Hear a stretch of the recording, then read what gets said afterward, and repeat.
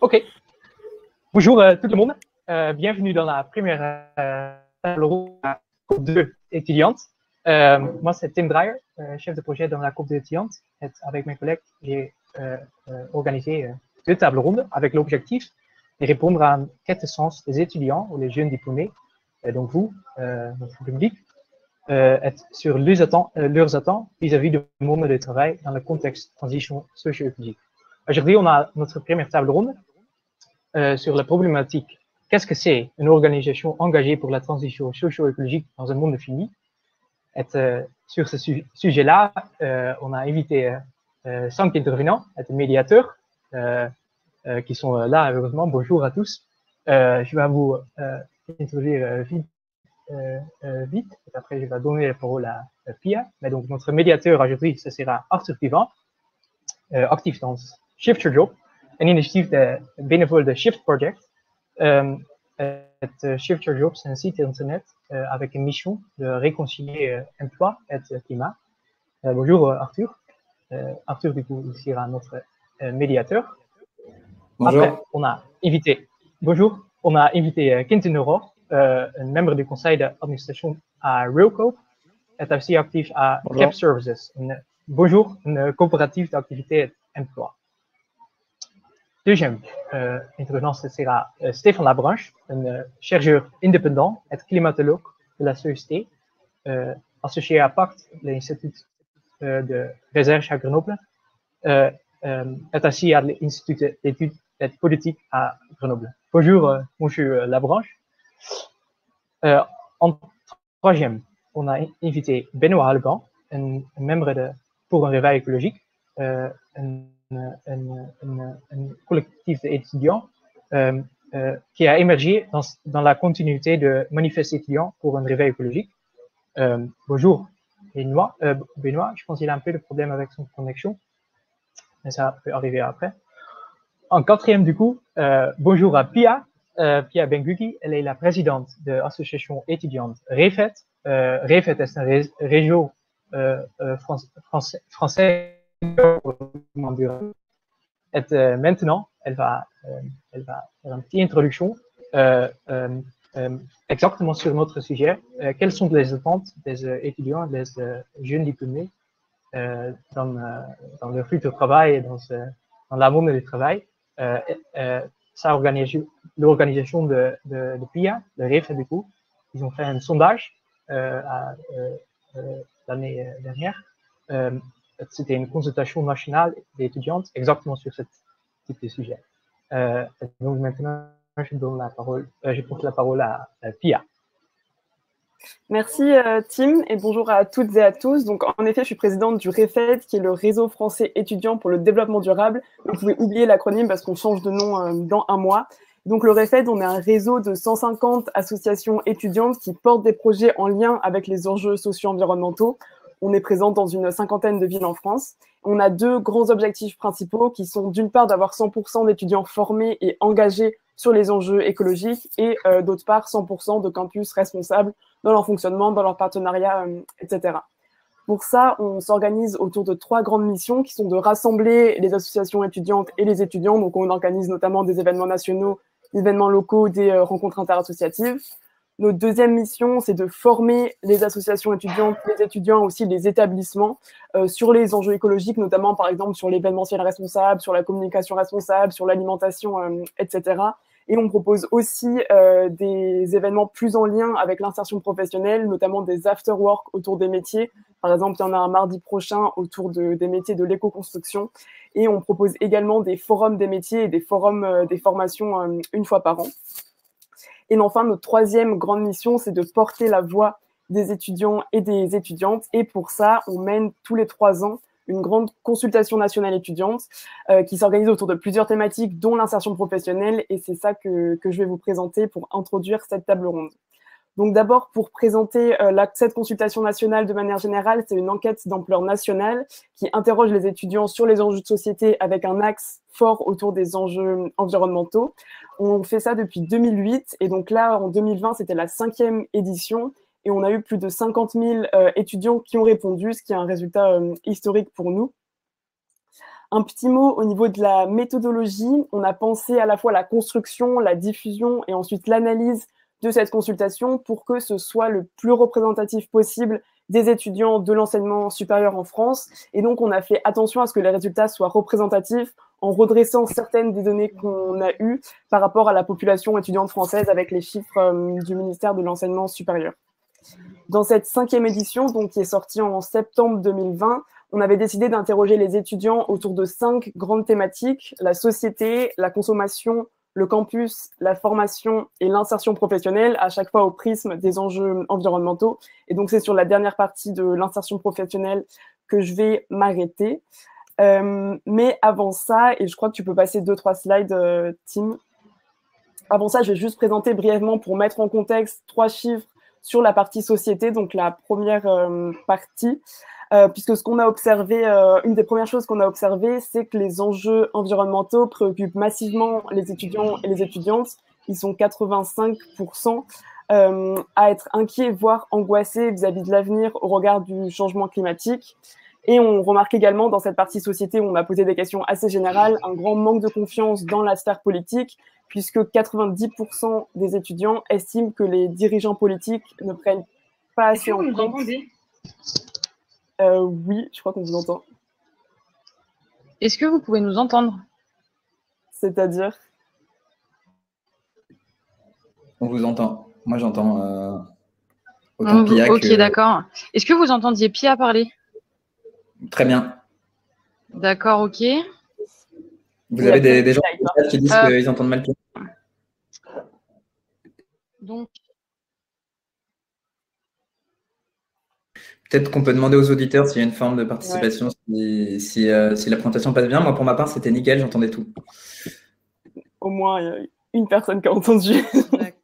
D'accord, ok. Eh ben, on va refaire le partage d'écran. Ça marche. Est-ce que vous voyez Pia et Stéphane? Et il nous manque Benoît. Enfin, de notre côté. Benoît est parti tout à l'heure parce qu'il n'entendait pas tout le monde et il doit être en train d'essayer de se reconnecter maintenant. Je me dis que peut-être qu'il est dans la salle d'attente et qu'il faut qu'un administrateur le laisse entrer. Oui. Et est-ce qu'on a une manière de savoir si les auditeurs entendent Pia? Parce que... Ah, il y a Jade qui dit qu'on l'entend, donc je pense que Pia peut continuer. Dans le chat. Jade entend, en tout cas. Ok, est-ce que je continue ou on attend le partage d'écran? Benoît, je l'ai invité, donc il est censé pouvoir revenir. Ok. Tu peux continuer sans les slides, Pia ou... Oui, juste, ça sera un poil moins clair, mais je peux continuer sans. On a même récupéré Benoît, donc, ouais. donc je pense que tu peux continuer. Ok, donc, comme étudiante, je continue. On en était à quelle slide, celle-là? Là, moi, je ne vois pas. Je ne sais pas si les autres les voient. Sinon, on est à la slide société.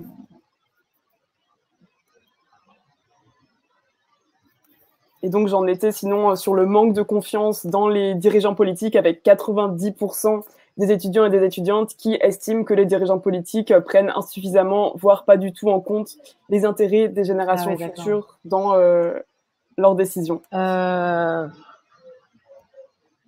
Peut-être mettez-vous en mute, Tim. Ouais. Pour qu'on entende Pia.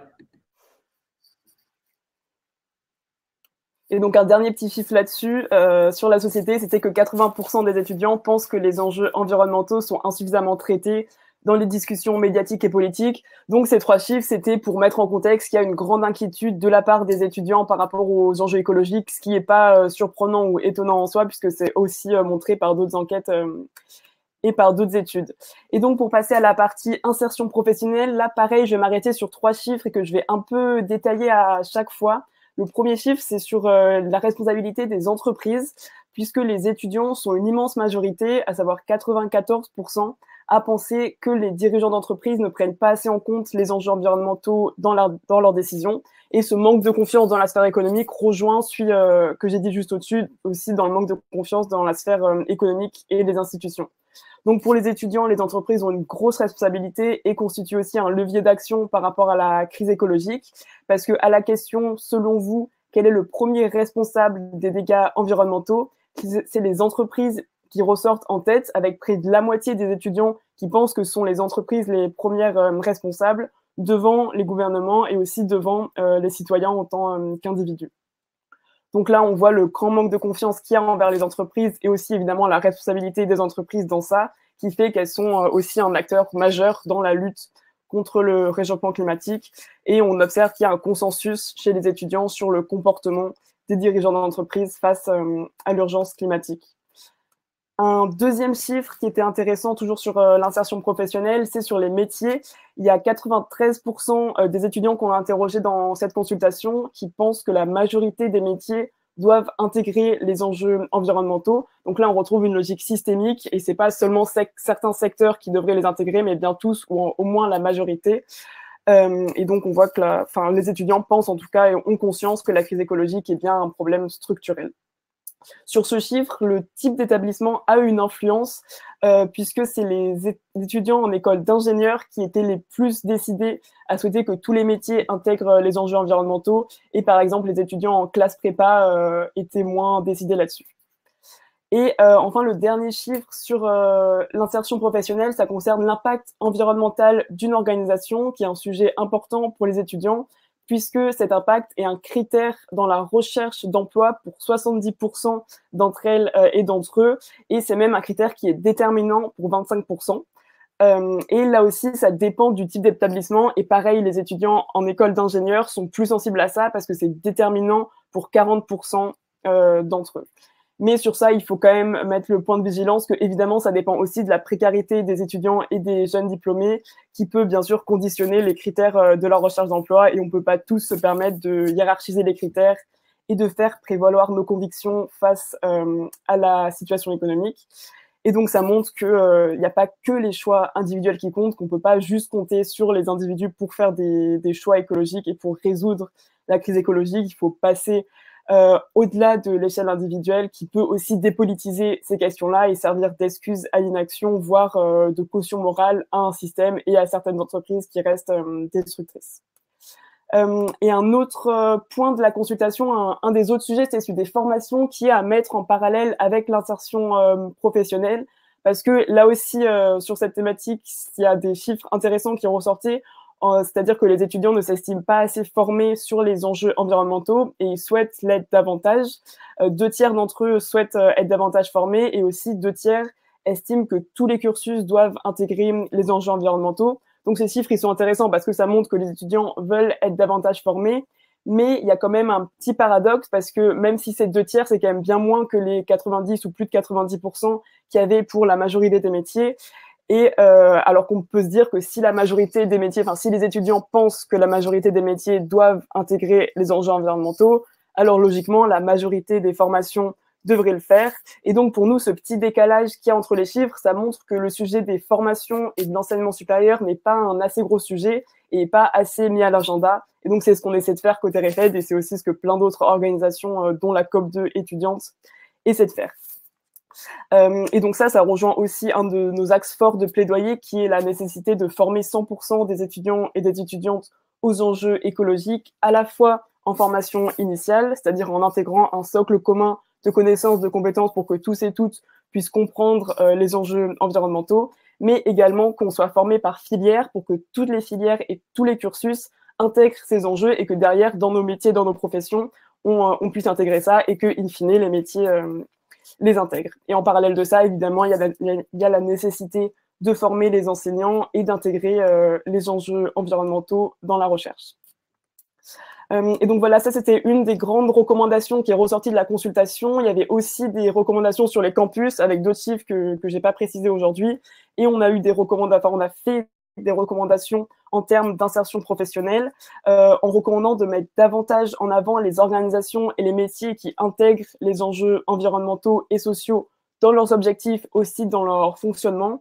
Et on recommande aux établissements de faire des partenariats avec des organisations qui témoignent d'un engagement qui est réel et qui est mesurable pour éviter les nombreuses pratiques de greenwashing ou de social washing.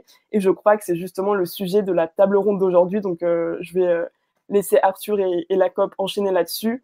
Et peut-être juste pour préciser que tous les résultats que j'ai dit sont disponibles sur notre site internet refed.org il y a une synthèse qui récapitule quelques chiffres et il y a aussi un rapport plus complet où ça rentre dans le détail comme je l'ai fait pour l'insertion professionnelle. Parfait. Merci beaucoup, Pia, pour cette introduction qui était vraiment idéale, puisque ça nous permet vraiment bien de cerner quelles peuvent être les attentes des étudiants sur les enjeux qui vont nous occuper aujourd'hui. Donc, rebonjour à toutes et à tous. Donc, pour rappel, aujourd'hui, on va discuter pendant 1h40 du sujet suivant. Qu'est-ce qu'une organisation engagée pour la transition écologique dans un monde fini? Avec vraiment l'objectif de répondre aux enjeux et aux questions, aux interrogations des étudiants sur ces sujets-là.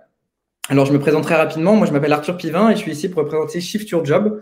Shift Your Job, c'est un site web participatif qui a été créé par une équipe de 40 shifters, les bénévoles du Shift Project, et qui a pour mission de réconcilier emploi et climat. C'est-à-dire que concrètement, on a monté une base de données d'organisation, des entreprises, des ONG, des entités diverses qui s'inscrivent dans la transition carbone avec plus de 1250 entités. On a utilisé comme critère d'essayer de voir si ces organisations-là étaient compatibles ou non par leur activité avec une trajectoire 2 degrés crédible. Ce qu'on a fait aussi, c'est qu'on a construit une arborescence pour organiser l'écosystème des acteurs de la transition. On les a classés en 12 secteurs et environ 300 sous-secteurs pour que chacun puisse s'y retrouver dans ce fouillis, disons. C'est peut-être, je pense, un besoin clé de ceux qui cherchent un emploi ou des pistes d'inspiration. Et enfin, pour chacun des secteurs et sous-secteurs, on a rédigé un texte qui représentait les enjeux, les caractéristiques, les leviers d'action et quelques chiffres clés, afin que chacun puisse comprendre le contexte et avoir les clés de lecture. Donc, vous pouvez tous consulter cette base de données en naviguant dans l'arborescence. C'est un projet qui est entièrement bénévole, il n'y a aucune forme de marchandisation. C'est un projet qui invite à l'esprit critique, c'est-à-dire que c'est pas à prendre comme une liste de bons et de méchants, c'est vraiment pour que chacun puisse se faire son idée. Et enfin, c'est un projet collaboratif. Chacun peut participer, ajouter des organisations ou en enlever. Donc, on vous invite vraiment à le visiter pour ceux que ça intéresse après la conférence, bien sûr, sur le site shiftyourjob.org ou à nous rejoindre sur LinkedIn et Facebook. Alors voilà, maintenant que je vous dis ce qui m'amène ici, je vais disparaître derrière mon rôle de médiateur et ouvrir formellement, disons, cette session de débat avec nos 4 intervenants. 3 toutes petites règles. D'abord, on ne va pas mettre en place de chronomètre formel, mais vous me permettrez toutefois de vous interrompre ou de vous arrêter pour répartir la parole. On va essayer de faire des interventions, des prises de parole de 3 à 5 minutes maximum pour que ça puisse être bien réparti entre vous 4. Ensuite, soyons courtois, mais n'ayons pas peur de nous opposer, de débattre. Je pense que c'est ce qui donne aussi de l'intérêt à ce genre de session. Et enfin, soyons précis, clairs et honnêtes intellectuellement. On n'est pas là pour faire de la politique et on est tous, disons, absolument libres d'intérêts importants. Et donc, on peut vraiment utiliser cet espace pour être très, très libre dans nos prises de parole, je pense. Et je pense que c'est ce qu'attendent les étudiants qui sont particulièrement, disons, contre la langue de bois, comme on a pu le voir dans l'enquête du REFED.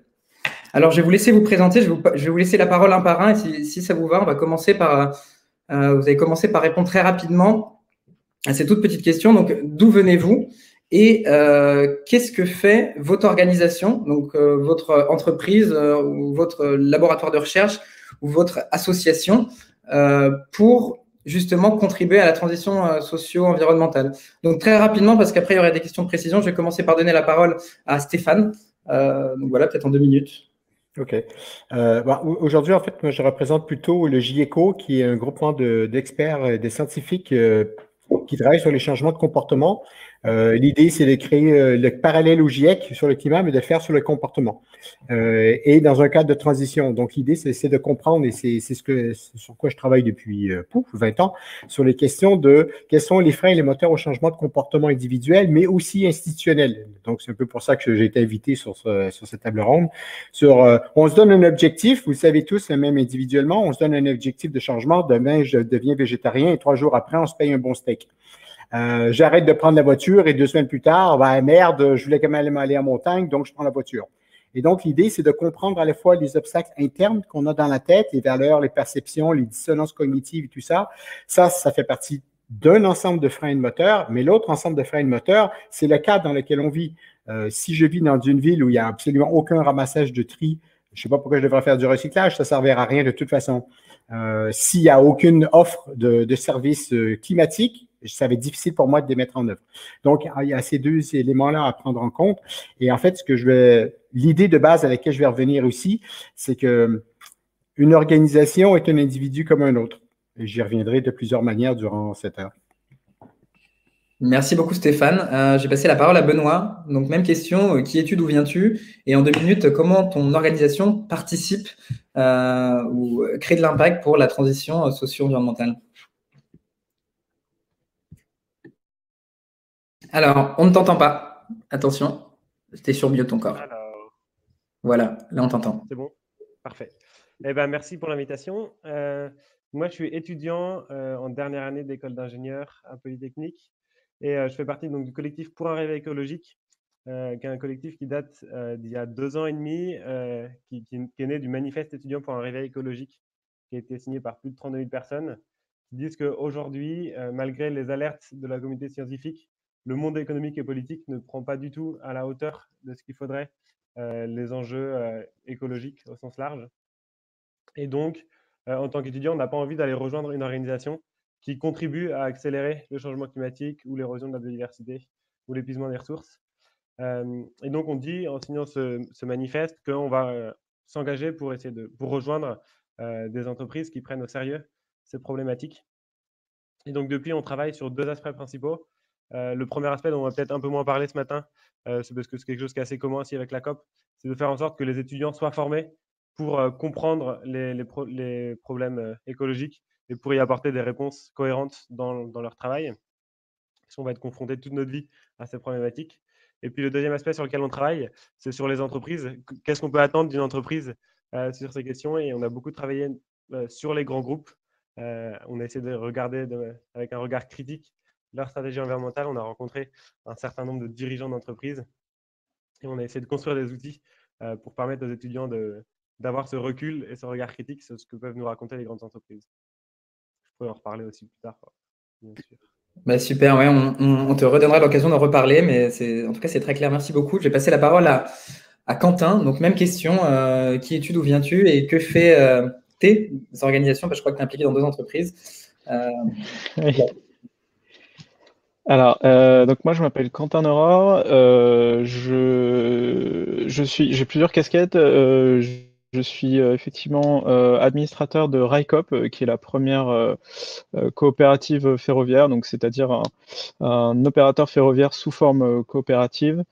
Et je suis également entrepreneur à mon compte, sauf que je suis dans une coopérative d'activité et d'emploi, donc c'est-à-dire au lieu d'être auto-entrepreneur un peu tout seul dans mon coin avec un statut pas terrible pour les droits sociaux, eh bien je partage une entreprise avec d'autres entrepreneurs, également sous une forme coopérative. Donc pour revenir sur RICOP, c'est voilà, donc c'est un opérateur ferroviaire qui a été créé il y a maintenant 1 an et demi, qui a pour objectif de faire circuler des trains marchandises et voyageurs. Et donc la première ligne voyageur, ce sera un Bordeaux-Lyon qui passe par le centre de la France, par Montluçon et l'Auvergne. Voilà. Écoute, merci beaucoup, très beau projet. On a besoin de ces lignes de train. Et enfin, Pia, si tu peux peut-être compléter, tu nous as déjà présenté un petit peu le travail du REFED, mais tu peux nous dire un peu plus en quelques... Ouais. Oui. Et juste, j'ai pas entendu Quentin, donc après ma petite présentation, j'ai juste rechargé la page, je pense, pour faire comme Benoît, voir que ça marchait. Ouais. Et donc, peut-être pour me présenter, moi, je viens de Bordeaux à la base et je suis étudiante à Paris en politique urbaine et territoriale à Sciences Po. Et côté REFED, nos 2 grands axes, ça reste un très axé sur les campus et les assos étudiants, donc les rassembler, les former, etc. Et un autre plus de plaidoyer au niveau institutionnel, essentiellement au niveau des formations pour que les étudiants soient formés aux enjeux écologiques. Parfait, merci beaucoup Pia. Donc maintenant, on va refaire un petit tour de table pour parler peut-être avec des questions un peu plus spécifiques en lien avec chacune de vos activités. On va commencer par toi, Quentin. Quentin, est-ce que tu pourrais nous dire comment les modèles de RICOP et de CAP Service peuvent participer à la transition et en particulier, qu'est-ce que le modèle de la coopérative a apporté pour la transition? Oui, alors c'est pas forcément une question aussi évidente parce que les coopératives existent depuis pratiquement 200 ans maintenant et voilà, ça n'a pas forcément empêché le système de s'emballer. Les coopératives, donc il faut savoir qu'on est dans le cas de Cap Service, mon entreprise d'entrepreneurs, ou alors RICOP, on est sur des sociétés anonymes, donc ce sont des entreprises classiques, hein, avec un cabis, etc., mais avec des statuts de coopérative. Donc en l'occurrence, pour Cap Service, c'est un statut de SCOP, donc Société Coopérative à Participation. Et dans le cas de RICOP, c'est une SIC, donc c'est une autre forme de coopérative, c'est une Société Coopérative d'intérêt collectif, où là, c'est une forme de coopérative qui existe depuis peu de temps, je crois, depuis c'est la loi Hamon, et qui permet en fait à plusieurs types d'investisseurs de rentrer et d'investir dans la coopérative. Donc typiquement pour ICOP, on a 5 collèges, donc les personnes physiques, les personnes morales, qui peuvent être des entreprises, des associations, etc., des collectivités, partenaires, voilà, il peut y avoir les partenaires financiers, techniques, etc. Donc ça veut dire que voilà, on peut avoir par exemple des collectivités qui investissent dans une coopérative dans un seul but, qui est celui de remettre des trains sur les rails, de densifier les services ferroviaires. Donc la participation, j'ai envie de dire, de la coopérative à la transition, elle dépend de ses statuts, puisque, comme je le disais, les coopératives, il y en a depuis très longtemps. Il y a des coopératives agricoles notamment qui sont très grosses, très importantes, et qui sont rentrées, que ça n'a pas empêché de rentrer dans des modèles productivistes dévastateurs pour l'environnement. Donc c'est pas forcément le statut de coopérative tout seul en tant que tel, mais c'est tout ce qu'on a mis dedans, quoi. C'est-à-dire tout ce qu'on a mis dans les intentions de la coopérative, qui va vraiment dire ce qui fait les fondements de la société, quoi. Parfait, merci beaucoup. Je vais passer la parole à Benoît. Benoît, tu peux nous en dire un peu plus sur ce qu'attend un étudiant du manifeste de son futur employeur, quel modèle d'activité, quelle raison d'être, qu'est-ce qui est ressorti du travail que vous menez depuis quelques années? Ouais, alors nous, on a essayé de formaliser un peu les questions qu'on pouvait se poser et poser aux entreprises pour savoir si elles étaient vraiment sérieuses sur les questions de transition écologique. On les a essentiellement posées aux grandes entreprises, et c'est pas forcément, et c'est même sûr, c'est pas celles qui sont le plus responsables. Mais ça nous paraît intéressant quand même de les challenger, parce que c'est elles qui ont l'impact sur l'environnement le plus important. C'est elles qui ont aussi le pouvoir économique le plus fort, le pouvoir d'influence le plus important sur les politiques publiques, qui sont aussi très importantes pour les questions de transition. Et puis c'est aussi elles qui vont être le plus concernées par le message du manifeste, parce qu'elles peuvent être confrontées à un manque de jeunes talents, comme ils disent. Ils peuvent avoir des difficultés à recruter. Et on sait qu'il y a certaines entreprises qui sont qui ont des activités particulièrement néfastes pour l'environnement, qui ont déjà du mal à recruter et qui doivent s'employer beaucoup. Donc ça les questionne beaucoup. Qu'est-ce qu'on demande? Le truc le plus important, et c'est un peu le travail que vous avez fait avec Shift Your Job, c'est quelle est l'activité de l'entreprise, quelle est sa finalité, et est-ce que cette activité est compatible dans un monde qui respecte les limites sanitaires. Si c'est pour faire je sais pas, des grille-pains connectés ou ce genre de choses, on dit que ça ne sert à rien d'y aller, même si c'est pour travailler sur la politique RSE ou faire en sorte que ce soit plus efficace d'un point de vue énergétique, etc. C'est juste pas utile. C'est un peu comme travailler sur des SUV, même si on essaie de rendre des SUV plus efficaces. Au fond, ce qu'il faut, c'est juste arrêter de faire des SUV. Et donc, on n'a pas intérêt à aller rejoindre des organisations pour travailler là-dessus. Par contre, si on travaille sur une organisation dont la finalité est vraiment utile, voilà, on pense que là, ça vaut le coup d'aller mettre de l'énergie dans cette organisation, quelle que soit sa taille, et puis essayer d'aller changer les pratiques, parce que dans tous les cas, il y a toujours des pratiques à changer pour respecter les limites planétaires. Ensuite, ce qu'on demande un petit peu, c'est de faire en sorte que les entreprises soient conscientes de leur impact sur le climat, sur la biodiversité. Donc, qu'elles mesurent ça, et puis qu'elles mettent ensuite des stratégies, des plans pour le réduire. Et puis pour que ce soit compatible avec des objectifs scientifiques. On ne demande pas simplement à ce que l'entreprise ait un objectif de diminuer ses émissions de gaz à effet de serre, mais que ce soit compatible avec une trajectoire 1,5 degré, par exemple. Et puis que ce soit bien sur l'ensemble de la chaîne de valeur de l'entreprise. Voilà. Après, les autres questions qu'on peut se poser, c'est des questions en lien avec la stratégie financière, parce qu'on sait qu'aujourd'hui, le cœur du réacteur d'une entreprise, c'est quand même le profit qu'elle va faire et sa rentabilité. Et donc, si elle ne met pas en place des outils pour que les problématiques écologiques intègrent sa comptabilité ou que ça impacte les financements de l'entreprise, on sait que ça va être compliqué de faire une transition, ou en tout cas suffisamment rapide pour l'entreprise. Et puis, on s'interroge aussi sur comment ça se passe en interne. Et je crois que c'est une question qui est importante à se poser. C'est est-ce que moi, si je vais rejoindre une organisation, je vais avoir mon mot à dire pour essayer de changer les pratiques? Est-ce que je vais pouvoir, depuis le poste où je suis, influencer la stratégie, les activités, la façon dont ça se passe l'entreprise, ou est-ce que je vais être juste subordonné à ce que demande la hiérarchie et du coup, ne pas avoir réellement d'impact sur la stratégie de l'entreprise? Voilà. Donc, tout ça, c'est des questions qu'on a posées aux entreprises. Il y a beaucoup de grands groupes qui nous ont répondu. C'est disponible sur notre site si ça vous intéresse.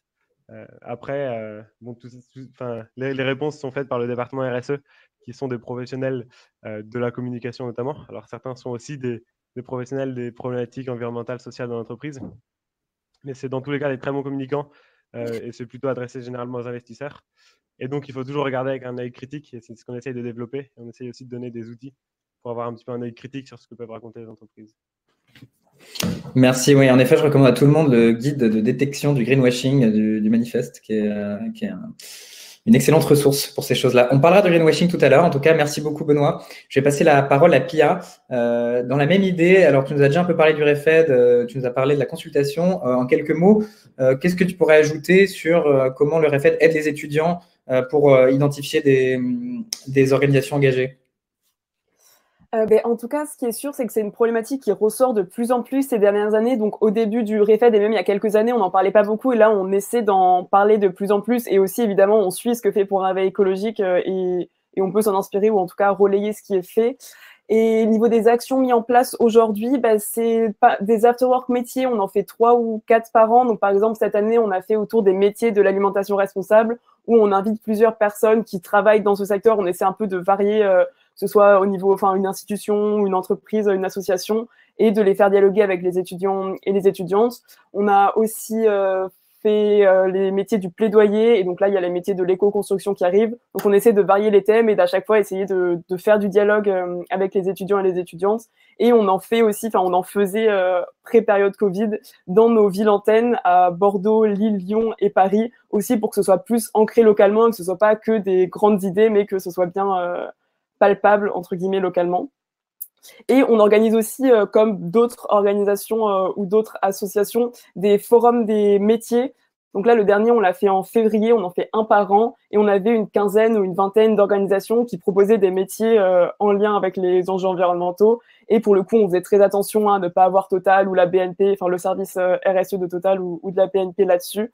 Donc pareil, là, c'est pour aiguiller les étudiants. Et enfin, peut-être une troisième action ou projet qu'on a, c'est une page d'emploi sur notre site internet du REFED où on essaie de répertorier toutes les offres d'emploi, le maximum possible d'offres d'emploi en lien avec les enjeux écologiques, mais aussi les enjeux sociaux, parce que forcément, c'est lié. Et donc, que ce soit stage, alternance, CDD, CDI, plutôt axé jeunes diplômés ou étudiants, pour pas non plus, pas que les métiers ou pas que les fiches de poste demandent 5 ou 10 ans d'expérience, mais pareil pour que les étudiants ou les diplômés puissent s'en inspirer et postuler à ces offres-là. On les met en valeur, disons. Parfait, merci Pia, donc merci et merci au REFED de développer tout ça. Enfin, on termine, avant de passer à la partie débat, on termine avec Stéphane. Stéphane, vous travaillez avec le GIEC, qui a vu pendant 30 ans le monde entier ignorer ses rapports, ou du moins ne pas en tirer toutes les conclusions. Comment expliquer cette résistance face à des faits scientifiques d'une telle ampleur?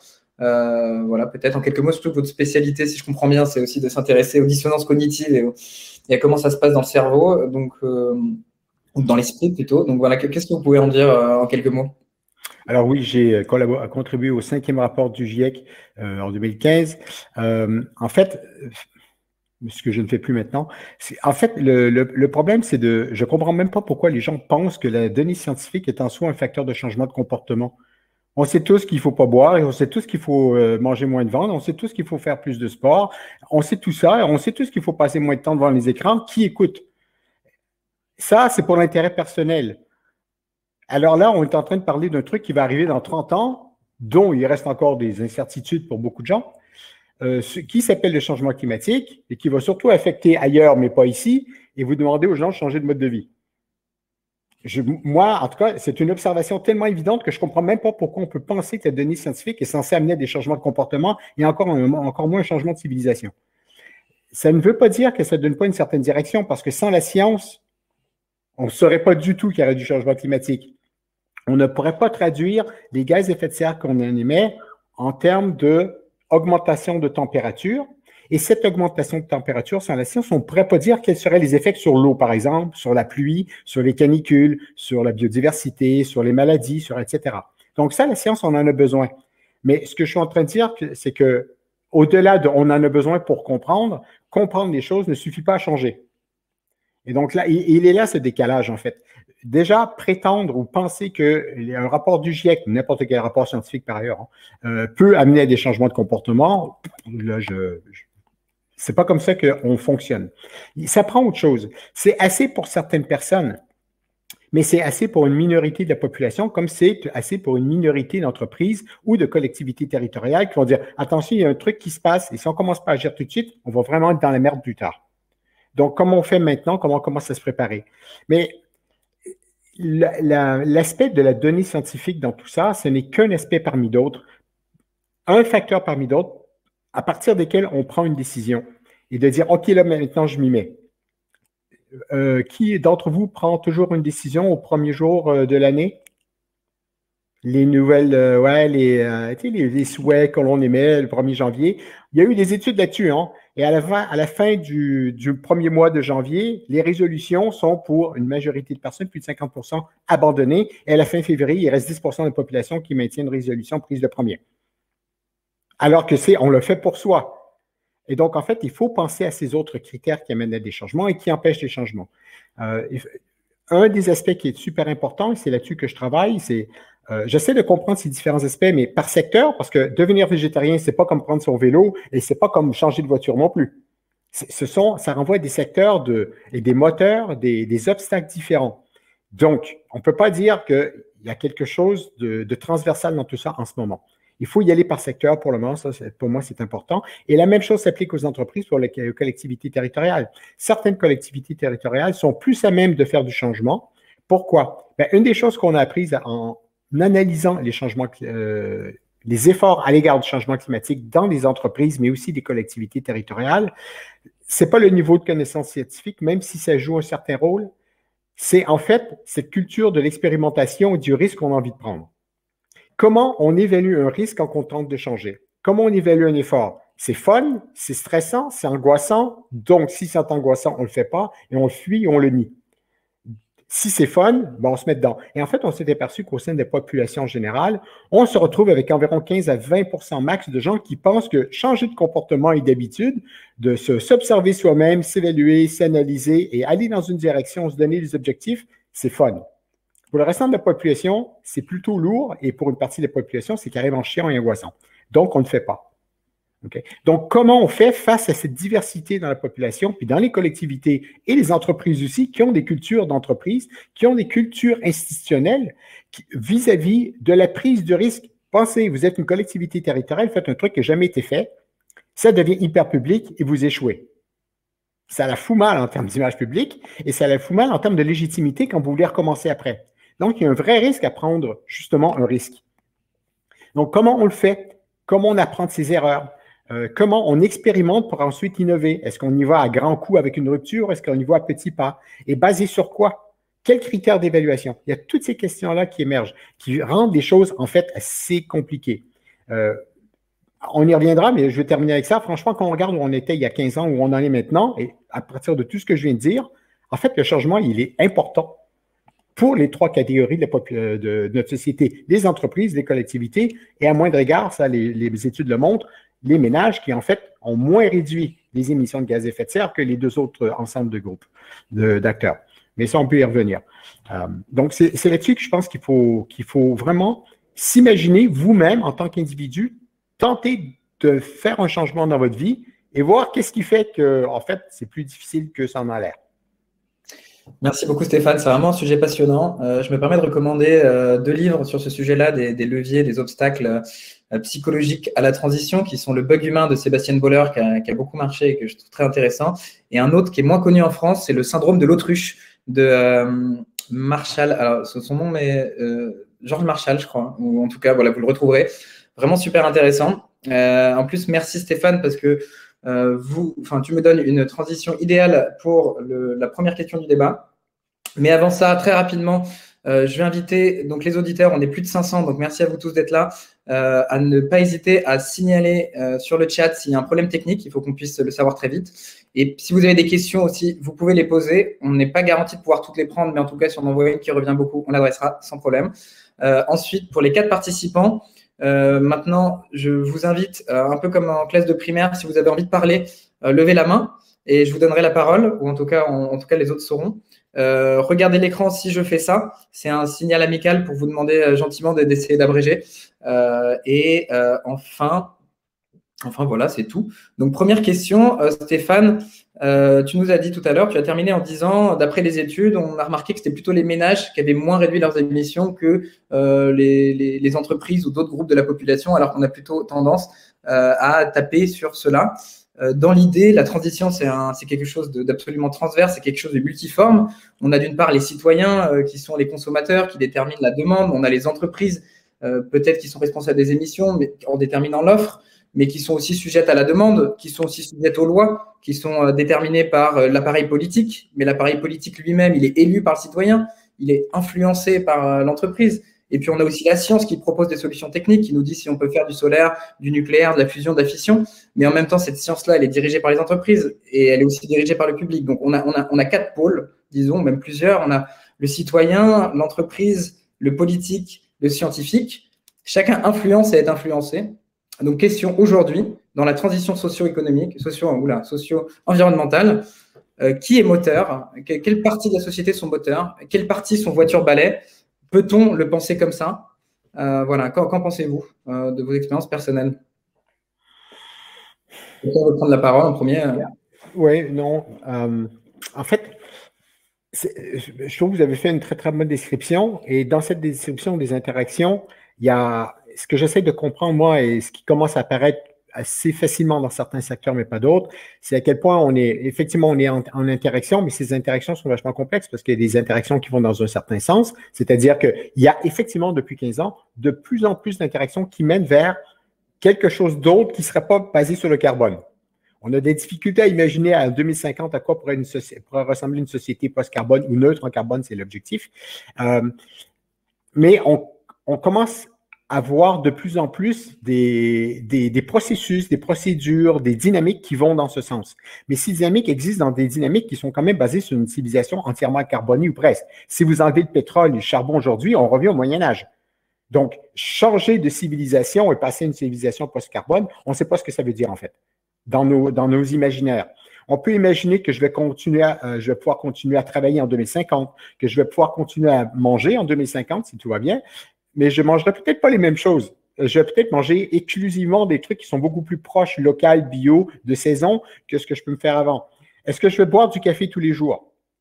Ça, c'est à ce quotidien-là qu'il faut quand même réfléchir quand on pense à ces grandes questions, parce que c'est le quotidien, moi, dans toutes mes recherches, c'est ces choses quotidiennes, que ce soit moi, en tant qu'individu, je me promène sur Grenoble, ou moi, en tant qu'individu qui va aller bosser dans une industrie ou dans une usine ou dans un laboratoire de recherche, au quotidien, comment est-ce que tout ça se goupille ou pas? Et comment ça fonctionne ou pas ensemble? Et c'est vraiment pas évident. Ce que je constate en revanche, c'est qu'il y a effectivement, et là je rejoins l'étude de Pia là-dessus, c'est qu'il y a effectivement une perception dans la population, et notamment chez les plus jeunes, que ça ne bouge pas assez vite. Scientifiquement, vous avez parfaitement raison. Mais institutionnellement, la vitesse de changement a été très grande depuis 15 ans. Et le problème, c'est qu'il y a un décalage entre la capacité d'une institution, voire des individus à changer, et l'urgence scientifiquement définie du changement climatique. Et ça, mettre tout ça ensemble, ce n'est pas évident. En réponse de quoi, on se retrouve avec des gens qui se disent si on meurt tous en 2050, je vais m'amuser comme un petit fou, à moi les voyages, à moins que ce soit plus possible. Je vais me payer tout ce que je peux comme voyage international en avion parce que dans 10 ans, ça risque de me coûter très cher ou ça risque de ne pas être possible. Ça, c'est une première. Deuxième chose que moi j'ai constatée, c'est qu'en fait, une radicalisation aussi des jeunes en particulier, de moins de 30 ans, sur des questions écologiques. Une radicalisation qui monte très fortement depuis à peine 5 ans. Donc, est-ce généralisée, est-ce qu'elle représente la jeunesse, cette radicalisation, ou est-ce que c'est une minorité? Ce sont des signaux faibles qui émergent. Donc, il y a une partie de la jeunesse qui se radicalise et qui commence à penser à d'autres formes d'action collective que simplement faire des petites banderoles dans la rue. Et ça, je le vois. Des étudiants qui revendiquent l'argument qu'il faudrait se débarrasser de 70 à 80% de l'humanité. Ou alors des étudiants que je ne voyais jamais avant 2010-2012 qui revendiquent la nécessité, pas le désir ni le souhait, mais la nécessité d'avoir un écofascisme. Pourquoi? Parce que ça serait le seul moyen de s'en sortir. Et donc ça va créer, pour moi, ça risque de créer des tensions encore plus grandes, mais ça risque aussi, dans le sens positif du terme, je vais terminer avec ça, ça influence, je pense, aussi une partie des résultats que vous avez trouvés sur la question de quel type de boulot je veux. Et moi, ça me renvoie à une question que je veux renvoyer justement. Est-ce que je choisis un boulot qui est compatible avec mes valeurs, donc je ne travaille pas pour les grandes compagnies pétrolières, ou est-ce que stratégiquement parlant, je me dis, si je travaille pour une compagnie pétrolière, je vais avoir, si je peux, si ça arrive, un effet levier sur les gaz à effet de serre qui vont être beaucoup plus grands que si je travaille pour une association qui fait déjà attention. Et donc ça, ce sont des vraies questions qui se posent, des vraies questions réelles quand on est en mode, je me cherche un boulot. C'est un très bon point. Et ça, c'est ce dont on va parler juste après, cette opposition entre être à l'intérieur ou être en dehors. Et merci beaucoup, en tout cas, Stéphane. Est-ce que quelqu'un veut réagir peut-être? Voilà. Benoît puis Pia, je l'ai vu lever la main une fraction de seconde avant. Donc peut-être, on t'écoute, Benoît. Ouais, est-ce que vous m'entendez? Ouais. Donc c'est des questions qu'on se pose évidemment très souvent, un petit peu de à qui est responsable. Et c'est vrai que les entreprises avec qui on discute ont vraiment tendance à toujours rejeter la faute sur les autres, à dire beaucoup, en fait, soit c'est le consommateur, nous on fait juste répondre à la demande du consommateur. Et voilà, en fait, ce qu'il faut, c'est que les gens veuillent acheter des choses différemment pour qu'on propose des produits plus responsables. Je pense que cet argument est quand même très biaisé, très faux, parce que premièrement, on voit que les entreprises influencent énormément les consommateurs avec la publicité, avec le marketing. Par exemple, je reparle des voitures à nouveau, mais l'industrie automobile est une des industries qui fait le plus de pubs. Et puis on voit qu'aujourd'hui, après les 2 tiers des pubs en Europe étaient pour des SUV. Donc forcément, ça tire sur la demande des SUV qui est en grande augmentation. Et ensuite, je crois aussi que les consommateurs sont extrêmement éparpillés et avoir des personnes qui veulent acheter plus responsables, ça permet de faire émerger quelques offres plus responsables, plus durables, mais c'est à mon avis très insuffisant pour que ça se démocratise largement. Et en fait, si on change au niveau de l'offre et si les entreprises proposent l'ensemble de leurs produits qui vont être plus responsables, alors ça va se démocratiser, à mon avis, beaucoup plus rapidement parce qu'il y a beaucoup moins d'offres différentes. En fait, il y a beaucoup moins d'acteurs qui travaillent sur l'offre que le nombre de consommateurs. Ensuite, on entend beaucoup aussi que ce serait à l'État de mettre des régulations. Et je pense que c'est absolument nécessaire. Mais à nouveau, quand on regarde comment sont faites les politiques publiques, c'est toujours les différents acteurs qui se retrouvent autour de la table. Et les entreprises ont une influence très grande sur les lois, notamment de manière sectorielle. Et donc, à nouveau, je crois que les entreprises ont cette responsabilité aussi dans la définition des politiques publiques et donc de comment ça va évoluer. Mais donc, voilà, je pense que c'est pour ça que c'est important que les entreprises soient plus responsables et que pour ça, il faut les challenger. Après, je pense que c'est pas naturel pour elles dans le sens où leur intérêt premier, c'est quand même leur rendement parce qu'elles sont aujourd'hui gouvernées par les actionnaires. Quand on regarde qui élit le conseil d'administration d'une entreprise, c'est en très très grande majorité des actionnaires. Il y a en France 2 représentants des salariés dans un conseil d'administration, mais donc qui sont très minoritaires par rapport aux autres.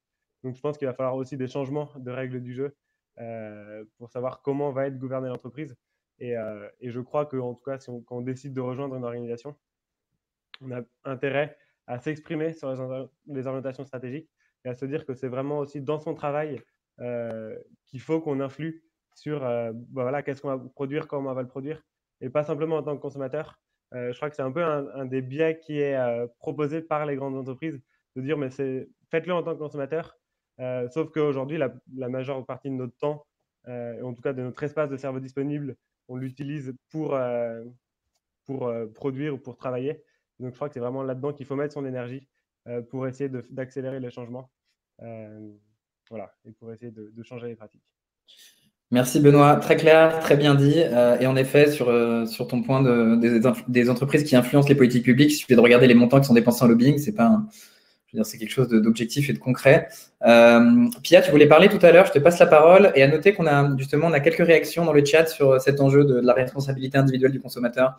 Donc, je passe simplement la parole à Pia, puis Quentin, ce sera à toi, parce que Pia avait demandé juste après Benoît. Ça marche. Merci. Oui, je rejoins ce qu'a dit Benoît. Et moi, je voulais rebondir sur ce que tu as dit, Stéphane, sur la radicalisation des jeunes ou des moins de 30 ans. Je rejoins pas ton analyse et de ce que j'observe. Après, évidemment, je prétends pas avoir une vision de toute la jeunesse ou de tous les étudiants. Mais en termes de radicalisation et d'écofascisme ou de formes très extrêmes comme ça, évidemment, ça peut exister, mais pour moi, c'est vraiment ultra minoritaire. Mais par contre, en effet, chez les jeunes, chez les étudiants et aussi même chez les moins jeunes, il y a en effet, je pense, je sais pas si on peut appeler ça une radicalisation, mais une forme de radicalité de la pensée dans le sens de reprendre les problèmes à la racine et de s'apercevoir que le problème est bien structurel et que c'est pas que un certain secteur qui va mal et qui fait que la planète se réchauffe ou que la biodiversité s'érode. Mais donc, enfin, pour moi, quand on parle de radicalisation, c'est pas forcément négatif non plus parce que ça peut juste vouloir dire que en effet, on prend conscience que le problème est bien quelque chose de systémique et que c'est tout un système qu'il faut changer et que c'est pas juste des changements à la marge qu'il faut apporter. Et donc, je le verrai pas d'un si mauvais œil que ça. Évidemment, pas les formes extrêmes de mobilisation ou l'écofascisme ou des choses comme ça, mais juste le fait qu'on arrive à penser en tant que système, ça peut être positif et étant donné que pour moi, c'est aussi le problème, enfin, plus que le problème est systémique, penser en termes de racine du problème n'est pas un problème en soi. Et sinon, pour rebondir à la première question aussi sur le moteur du problème ou du changement, je rejoins le point de JRM sur est-ce que c'est pas illusoire de penser en termes d'émissions individuelles alors qu'on n'est pas responsable du mode de production de ce qu'on achète. En effet, sur cette échelle, est-ce que c'est la faute des individus ou est-ce que c'est la faute d'un système ou du gouvernement ?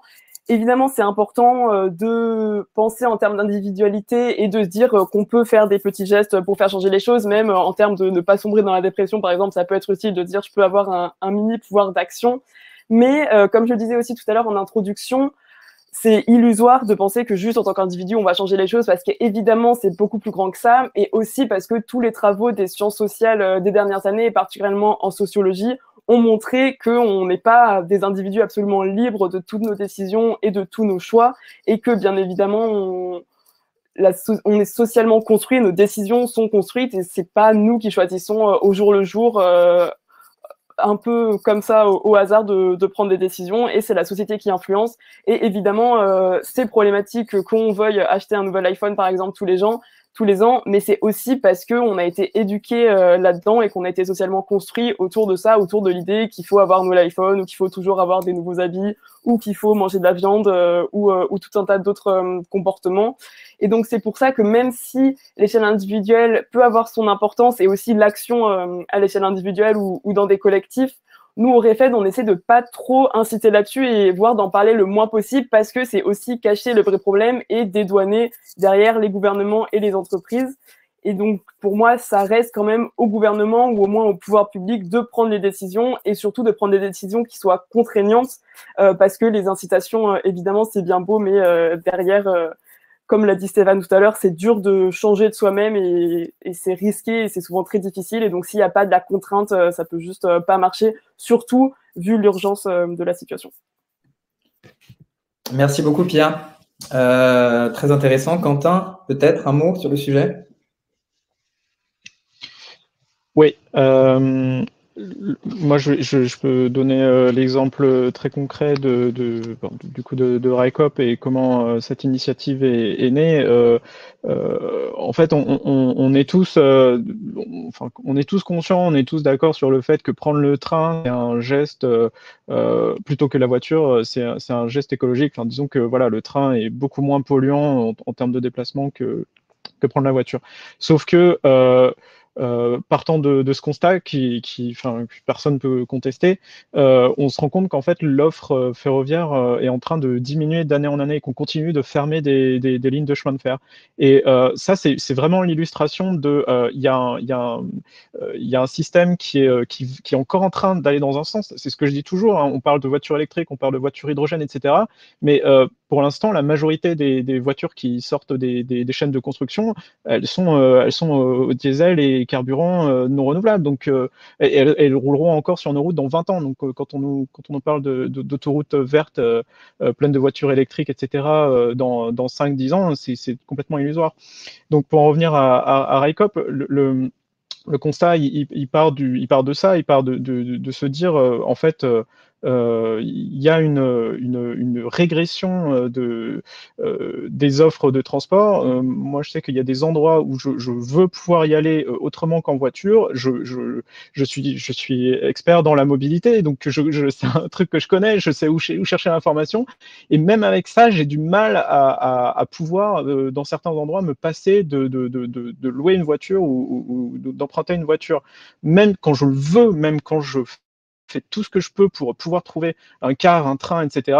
Parfois, j'ai pas le choix, j'ai juste pas le choix. Et effectivement, c'est un truc qu'on a entendu.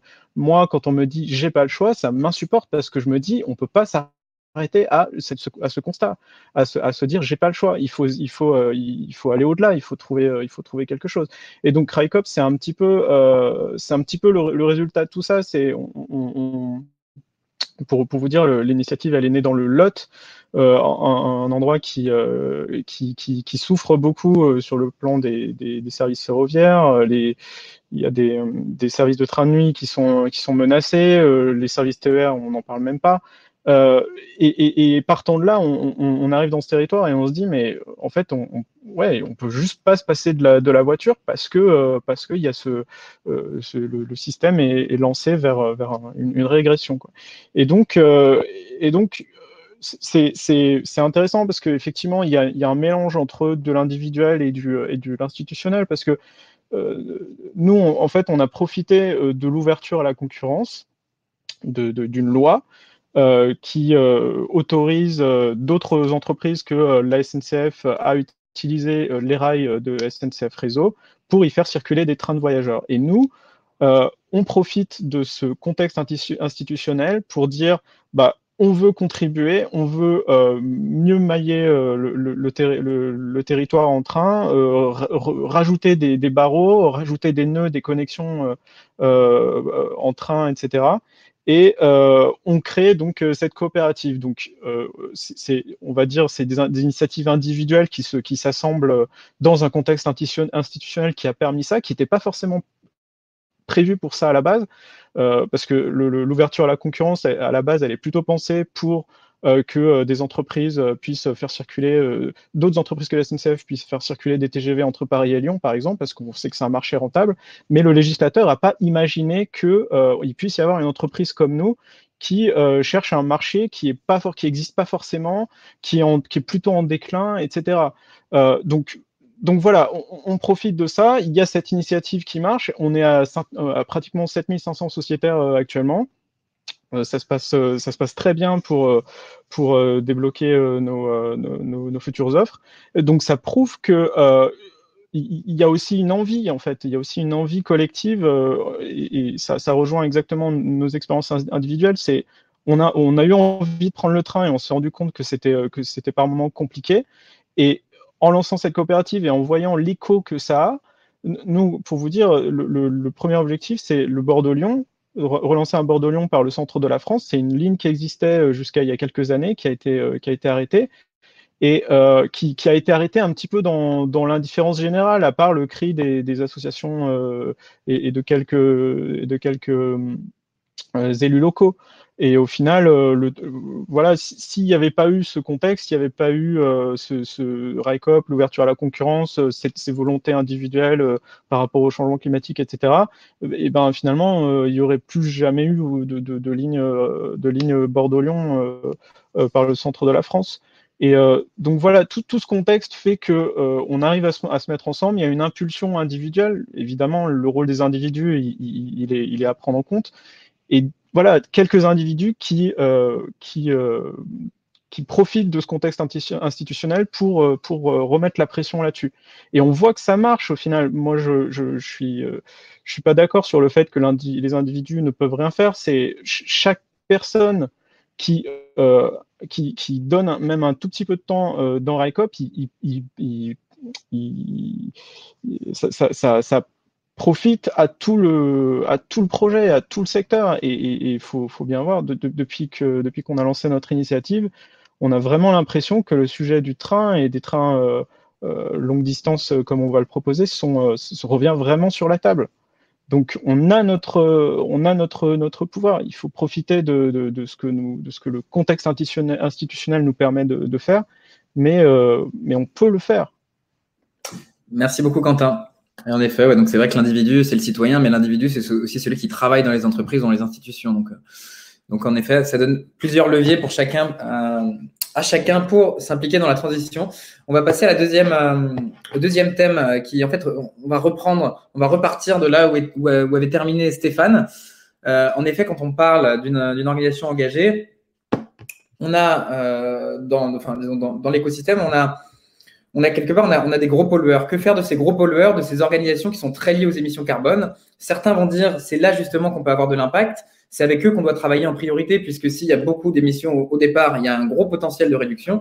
Et d'autres diront au contraire, non, les gros pollueurs, ce sont nos ennemis. Les aider, c'est asseoir leur modèle insoutenable, c'est les aider à continuer à exister. On a besoin d'autre chose.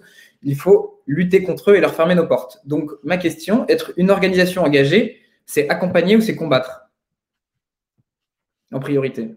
Vous avez le droit de dire que c'est les deux, bien sûr. Donc, qui voudrait prendre la parole là-dessus? Parce qu'il y a un gros débat au sein des écologistes en général. Mais parfait. Benoît, tu peux enlever ton mute et prendre la parole. Ouais. C'est bon, vous tentez. Parfait. Donc, nous, c'est une question qu'on nous pose évidemment très souvent parce que le message du manifeste était un petit peu de dire, nous, on veut rejoindre des organisations qui sont sur une bonne trajectoire et on a envie d'accompagner ces organisations qui œuvrent pour protéger notre environnement ou au moins qui œuvrent pour ne pas le détruire. Et donc on nous, voilà, dans l'idée, on dit plutôt qu'on a envie d'aller rejoindre des organisations de type RELCOP qui sont vraiment du bon côté de la transition et qui font des choses assez formidables. Et on nous a assez souvent opposé le fait est-ce qu'on ne devrait pas aller plutôt travailler chez Total pour essayer de faire diminuer leurs émissions de CO2, etc. Je pense que déjà, en fait, en tant qu'étudiant, le fait qu'on porte ce message et le fait que les étudiants aujourd'hui refusent Total, ça marche parce que ça leur met une vraie pression.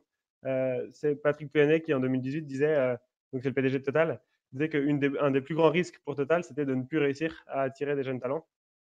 Et on voit bien qu'ils mettent énormément d'énergie pour aller dans les écoles d'ingénieurs, faire des conférences, proposer des stages, etc. Donc ça devient un vrai enjeu pour eux. Donc je pense qu'il y a un côté, on peut être dans le rapport de force comme ça, en refusant ces entreprises. Après, est-ce que ça va être suffisant? Je ne suis pas complètement sûr. Je pense que, en fait, que ça ne va pas la faire mourir, le fait que des étudiants ne rejoignent pas cette entreprise. Ils vont toujours finir par réussir à recruter. Et on n'est probablement pas suffisamment nombreux pour refuser. Je pense qu'en fait, la question qu'il faut se poser derrière, c'est dans quelle mesure on va pouvoir agir sur ce qu'on fait et est-ce qu'on va pouvoir réussir à changer les choses. Il y a quand même beaucoup de personnes qui ont essayé en allant dans des grands groupes très capitalistiques et qui sont sortis très déçus. Enfin, moi, je parle avec beaucoup de personnes qui ont 5-6 ans de plus que moi, qui avaient un petit peu ces convictions. Alors, peut-être qu'ils étaient moins nombreux parce que ça prend quand même beaucoup d'ampleur chez les jeunes, mais qui se sont retrouvés très déçus en ayant l'impression de ne pas réussir à faire grand-chose. Et qui, du coup, ensuite, après, se réorientent. Voilà, un peu à n'importe quel moment de la vie, se disent, mais en fait, j'ai envie de faire maintenant quelque chose qui a vraiment du sens et j'ai pas envie de travailler pour cette entreprise dont le but, au final, est de cracher un maximum de dividendes aux actionnaires. ensuite, il y a aussi une question qu'on peut nous dire, c'est que les gens n'ont pas forcément le choix. Peut-être que quand on vient dans les plus grandes écoles, on a le choix d'aller rejoindre des employeurs qui sont du bon côté, mais en fait, il y a aussi énormément d'étudiants, et puis peut-être particulièrement en ce moment avec la crise économique, avec le Covid, qui veulent simplement trouver un travail. Donc, pour moi, le plus important et le plus essentiel, c'est d'essayer d'agir et collectivement, parce que seul, c'est compliqué.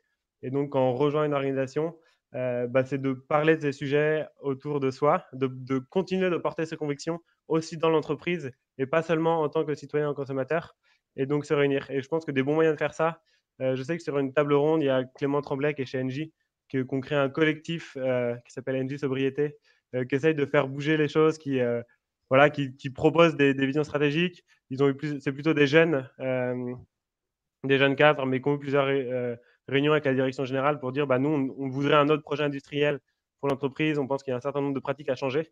Et ça marche parce qu'ils sont plusieurs et qu'ils font des propositions. Je pense que rejoindre des syndicats aussi, ça peut être une vraie force, parce qu'aujourd'hui, c'est un peu les seuls qui ont un contre-pouvoir vraiment dans l'entreprise. Alors aujourd'hui, la plupart travaillent assez peu sur les questions de RSE au sens large. Ils sont beaucoup sur les questions sociales et puis défense des salariés. Mais je pense que c'est aussi un vrai moyen de pouvoir agir dans l'entreprise.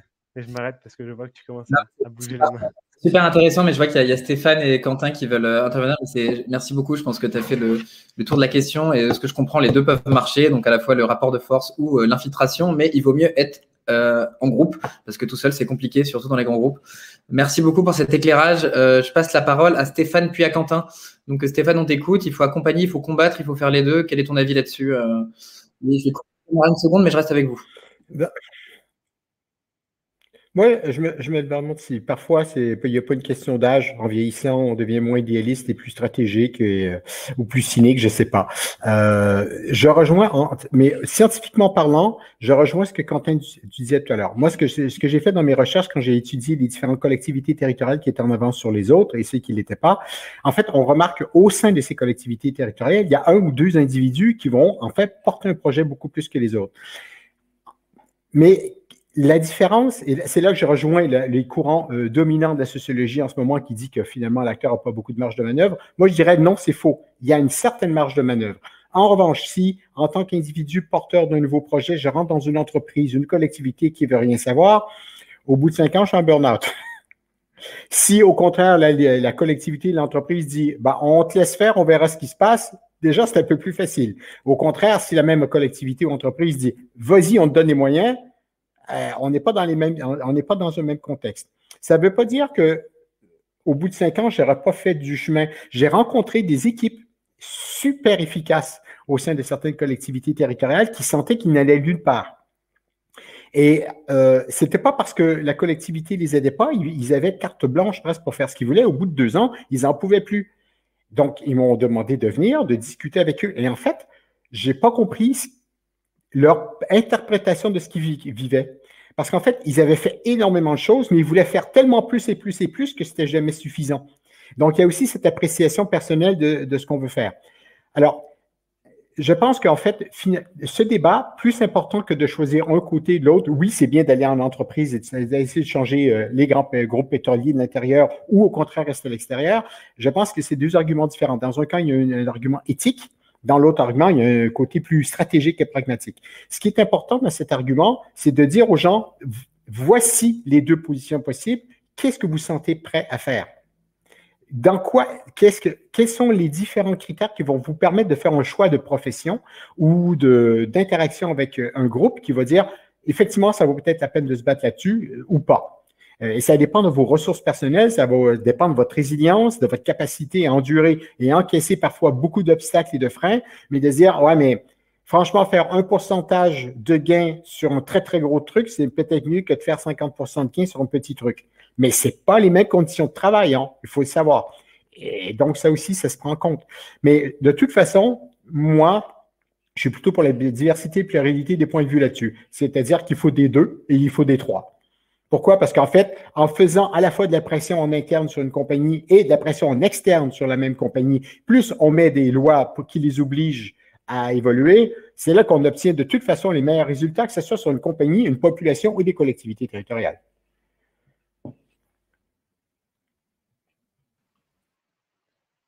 alors je sais pas, du coup, je me permets de prendre la parole par la suite. Moi, j'ai quand même des contre-exemples à tout ça qui m'incitent plutôt quand même à adopter l'attitude d'y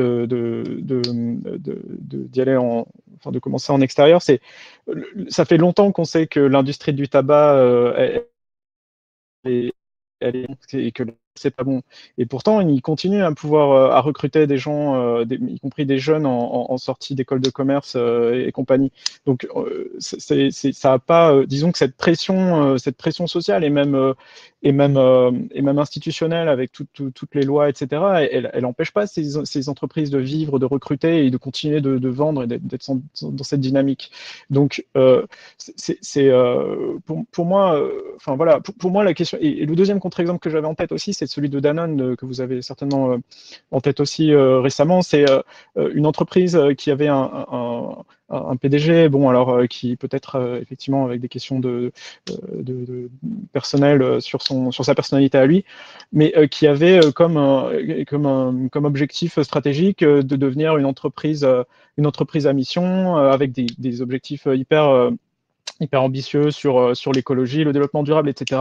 Et qu'est-ce qu'il a fallu? En fait, il a fallu il a suffi d'une minorité d'actionnaires face à une action contre lui, un raid, et ce personnage a dégagé. Et au final, on revient dans les rails de la grande entreprise capitaliste agroalimentaire, etc. Voilà, sans grand changement. Donc moi, j'avoue que j'aurais plus une attitude à dire ce qu'il faut créer, il faut le créer maintenant. Donc allez-y maintenant. Attendez pas de rentrer dans une entreprise et de vous dire je vais constituer un collectif, essayer de changer les choses de l'intérieur, etc. Pour moi, ça a pas de sens. Je pense qu'il faut raisonner en termes de vitesse et de dynamique, c'est-à-dire que les entreprises et l'économie en général, elle est lancée dans une direction. Ok. Là, ce qu'on veut faire, ce qu'on lui demande de faire, c'est de changer de direction, de ralentir et de changer de direction. Quand vous allez entrer dans une entreprise, quand vous allez être recruté, vous allez être mis à un poste avec des processus. On va vous dire, vous allez faire ça, à tel moment vous allez devoir rendre ça, etc. Et puis l'an prochain, ça sera à peu près pareil, etc. On va vous mettre dans un tunnel où on va vous dire, il faut avancer de cette façon. Et en fait,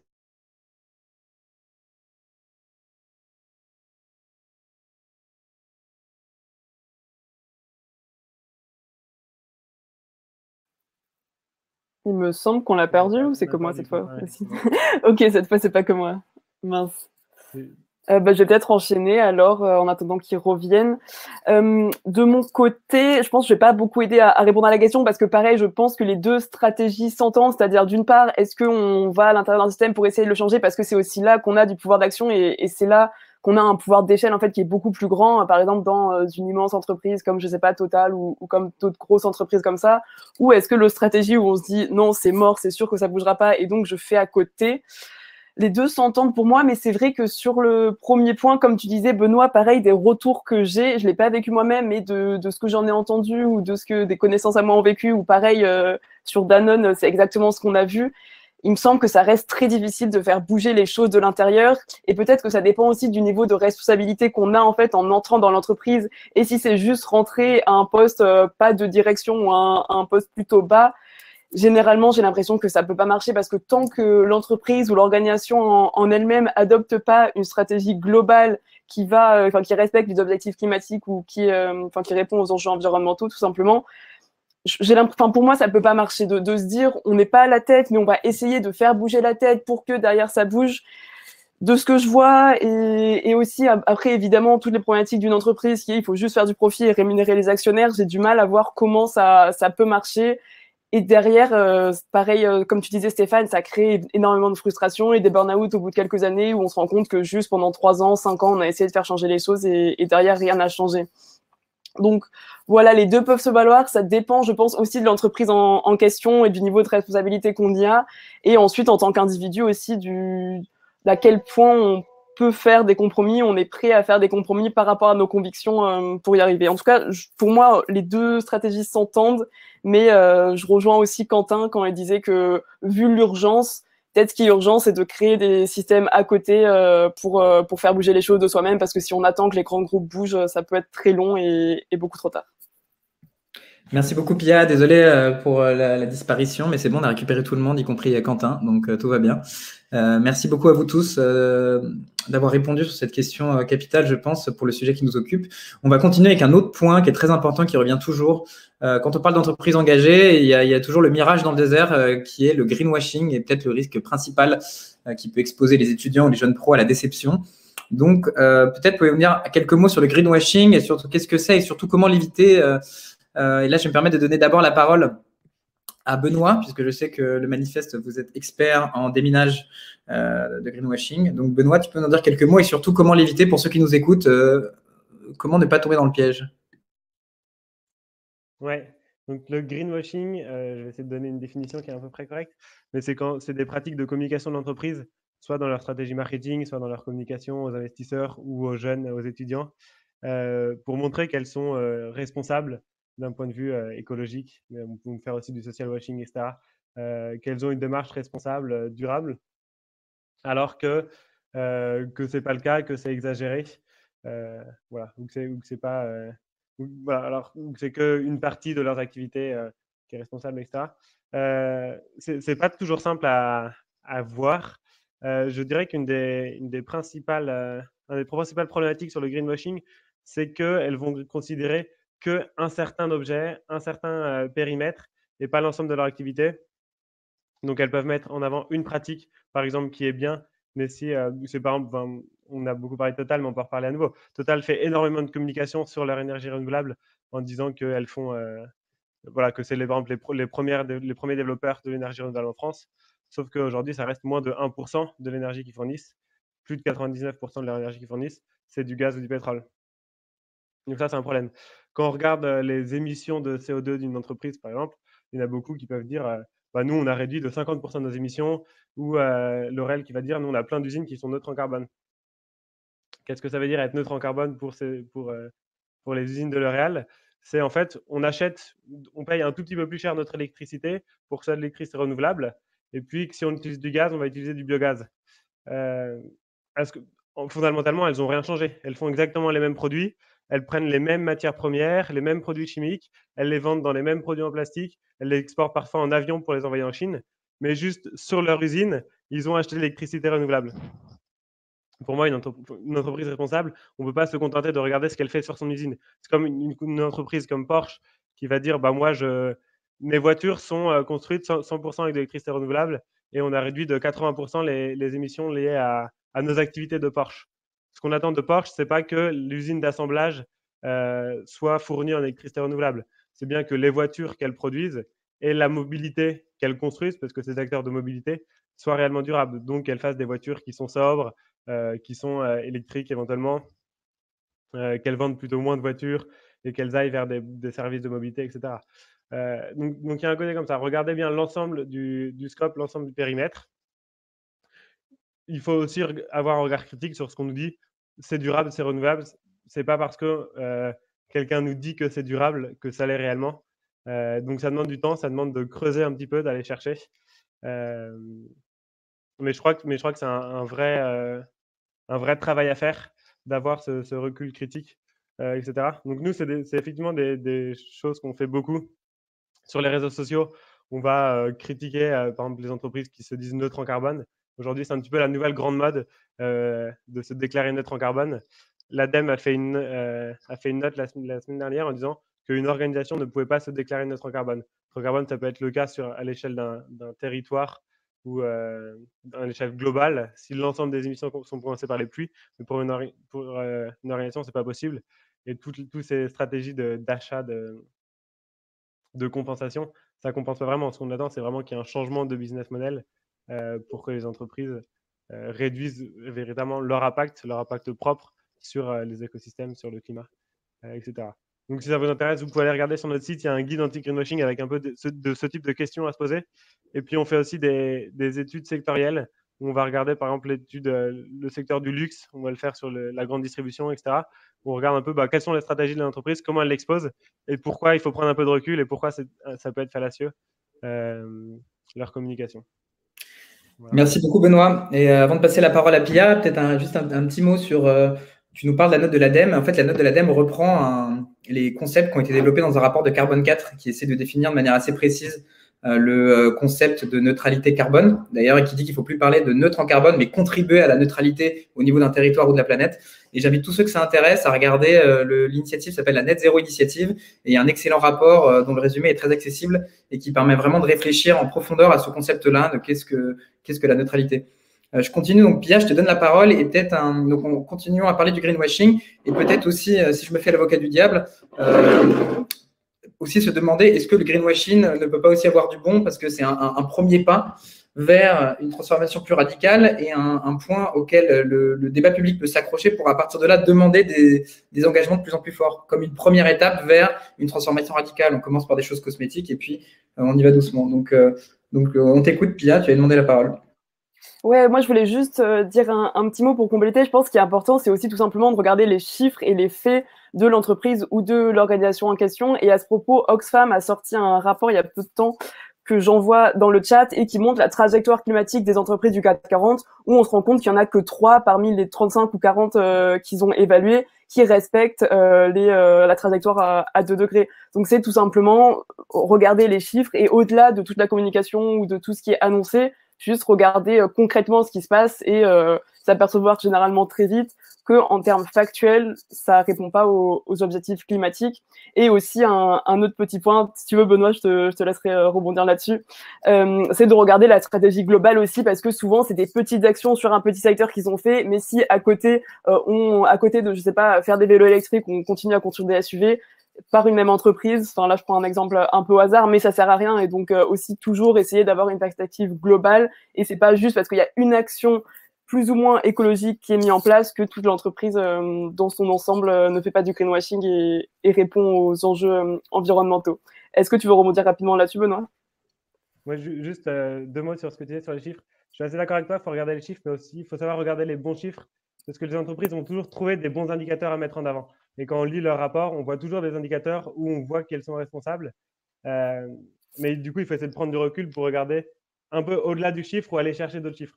Donc, sur les indicateurs, c'est simple. Soit, par exemple, elles vont regarder seulement, quand on parle de bilan carbone, on parle de scope, donc le scope 1 ou 2, qui sont les émissions directes et liées à l'énergie, à l'électricité qu'elles achètent. Donc ça, c'est assez facile de les baisser si on se dit qu'on va acheter de l'électricité renouvelable, par exemple, et qu'elles ne regardent pas leur scope 3 qui est lié à l'utilisation des produits ou les matières premières en amont.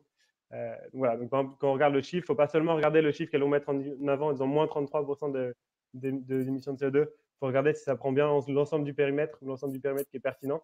Donc ça, c'est des questions qu'on peut se poser. Et puis parfois, je pense qu'il ne faut pas non plus s'arrêter aux chiffres parce que tout n'est pas mesurable, etc. C'est le cas sur la biodiversité, c'est beaucoup plus compliqué d'avoir des chiffres, mais qu'il faut aussi faire preuve de bon sens et regarder si concrètement il y a des choses qui changent ou pas. Et voilà, et puis on regarder si dans ça demande plus de temps, mais regardez si en fait on a l'impression que le business model de l'entreprise a changé, la façon de faire les produits a changé, ou si c'est vraiment comme avant, avec un petit peu on a bien joué, quoi. Voilà. Un autre exemple sur les chiffres, c'est que les entreprises vont souvent raisonner aussi en relatif, en disant on regarde, nous, l'indicateur qu'on veut baisser, c'est les émissions de CO2 divisées par le chiffre d'affaires. Il suffit qu'il y ait un petit peu d'inflation, il suffit que le chiffre d'affaires augmente plus rapidement que les émissions de CO2, et ça permet de diminuer cet indicateur, alors que les émissions continuent d'augmenter. Donc à nouveau, ça demande un regard critique toujours quand on regarde ça, qui n'est pas forcément évident à voir, mais qu'il faut qu'on réussisse à développer, je pense. Et peut-être moi, pour compléter sur ta deuxième question, Arthur, sur est-ce que le greenwashing, c'est pas peut-être une première bonne étape? Je dirais, on pourrait nuancer, mais quand même, globalement, non, je pense pas, parce que derrière, ça sert juste à continuer à faire exactement comme avant, à promouvoir les mêmes modèles et, in fine, à ne rien changer, enfin, à continuer à empirer la situation. Donc, j'ai du mal à voir, enfin, évidemment, ça témoigne, je pense, d'une prise de conscience, mais s'il n'y a pas d'action concrète qui est engagée derrière, et aussi, vu l'urgence de la situation qui est à agir, je pense pas que ça peut être, d'une manière ou d'une autre, une bonne chose. Merci beaucoup, Pierre. Et merci aussi, Benoît. En effet, on peut faire dire aux chiffres à peu près ce qu'on veut. Les politiques l'ont compris depuis très longtemps et les entreprises s'y mettent aussi. Ne jamais regarder un chiffre sans regarder la méthodologie. Et Stéphane, tu voulais prendre la parole, donc je te la donne. Oui, je voulais revenir à ma petite idée qu'une entreprise est un individu comme les autres et étendre l'idée du greenwashing un peu plus. Je veux juste qu'on s'interroge sur cette question-là. Parce que, en fait, les collectivités territoriales font aussi du greenwashing. Certains ont des sites Internet, mais hyper chiadés, super bien foutus sur les plans climat et l'agenda 21, tout ce que vous voulez, puis quand on regarde derrière, pas grand-chose. Il y en a d'autres qui font le contraire, ils font beaucoup et ils, en fait, ne publicisent pas assez, en fait. Et ça arrive. Mais c'est aussi vrai pour les ménages. Quand vous faites une grande enquête, tout le monde est super écolo, surtout si la première question, bonjour, on voudrait vous parler d'environnement aujourd'hui, est-ce que vous prenez votre voiture demain? Et soudainement, il n'y a plus personne dans les rues dans l'enquête. Sauf que quand on fait un comptage au coin de la rue avec une enquête ménage-déplacement, il y a toujours plus de voitures qui se promènent que dans la dernière enquête. Donc, ça, c'est une première chose. Deuxième point que je veux rapporter, c'est la question de la perception. C'est-à-dire que pour quelqu'un qui n'est pas très convaincu, qui n'est pas très engagé, déjà faire le trait à domicile, c'est assez pour sauver la planète. D'un point de vue objectif, scientifique, ça ne l'est pas assez. Mais d'un point de vue de perception, s'il n'y a pas un gros problème avec l'environnement, faire le tri et aller faire ses courses à côté, à pied plutôt qu'en voiture, alors qu'on est à 200 mètres, ça peut suffire. Si on a une autre vision de l'urgence climatique et de l'urgence de la biodiversité, là, bien entendu, ce n'est pas assez.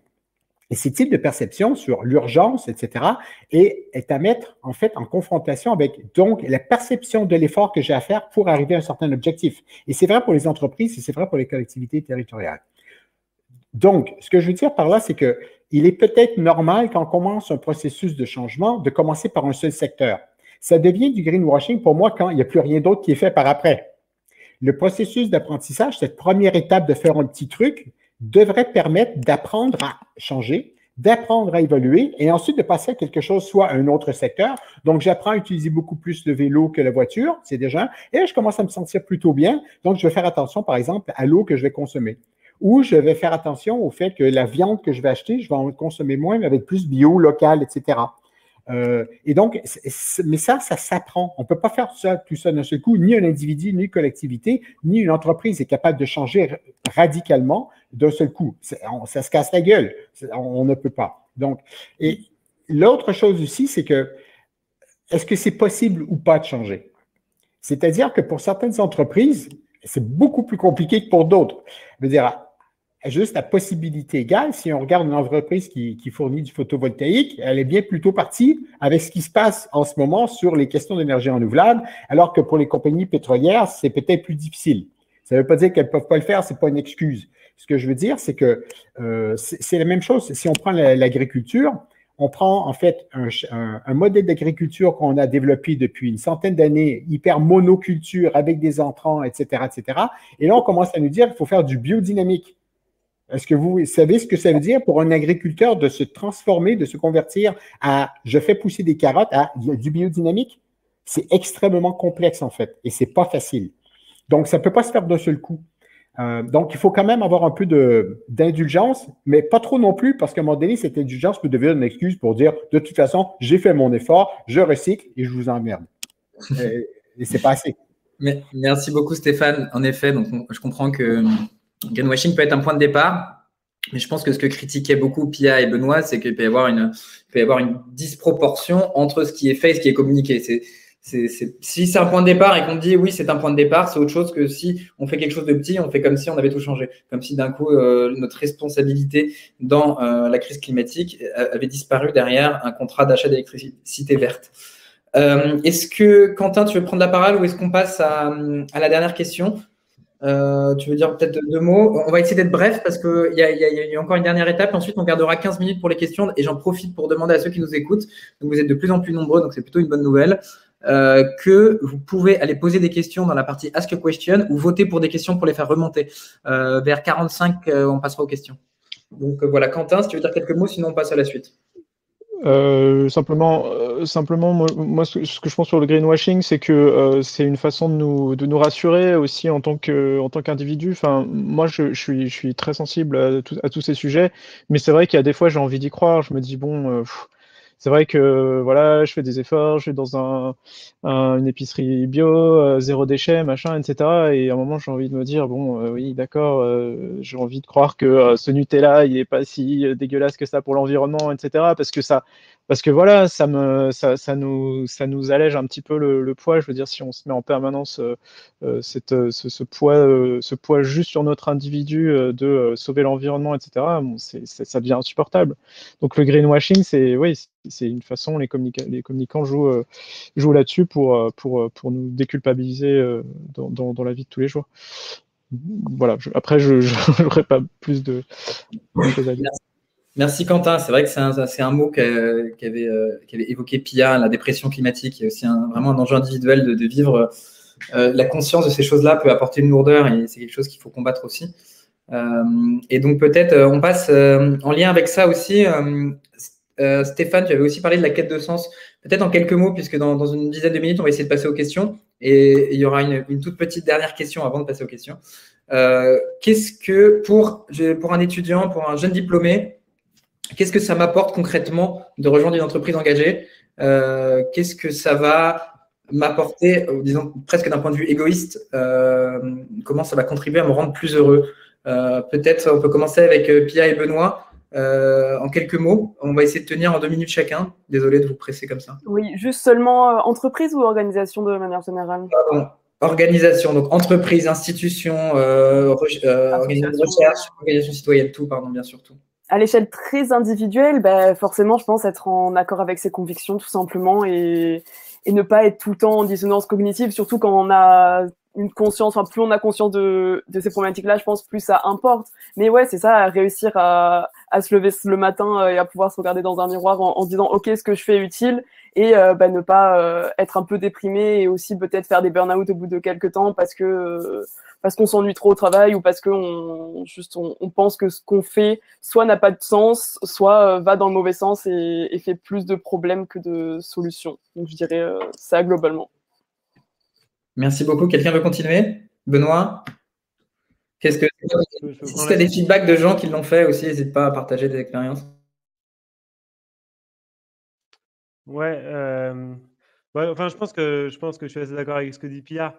En fait, c'est à quoi on veut que notre travail contribue, quel sens on a notre travail. Est-ce que c'est simplement un gagne-pain ou est-ce qu'on a l'impression qu'en fait, toutes ces heures qu'on passe dans une semaine et dans une vie, on a envie que ça puisse contribuer à construire quelque chose de plus juste, de plus écologique. Je pense que ça rejoint pas mal le questionnement éthique, en fait. Mais généralement, je crois, en tout cas, c'est l'impression que ça me donne, c'est que les personnes qui ont un travail engagé, qui rejoignent une organisation engagée, vont être généralement plus heureux et trouver plus de sens dans ce qu'elles font.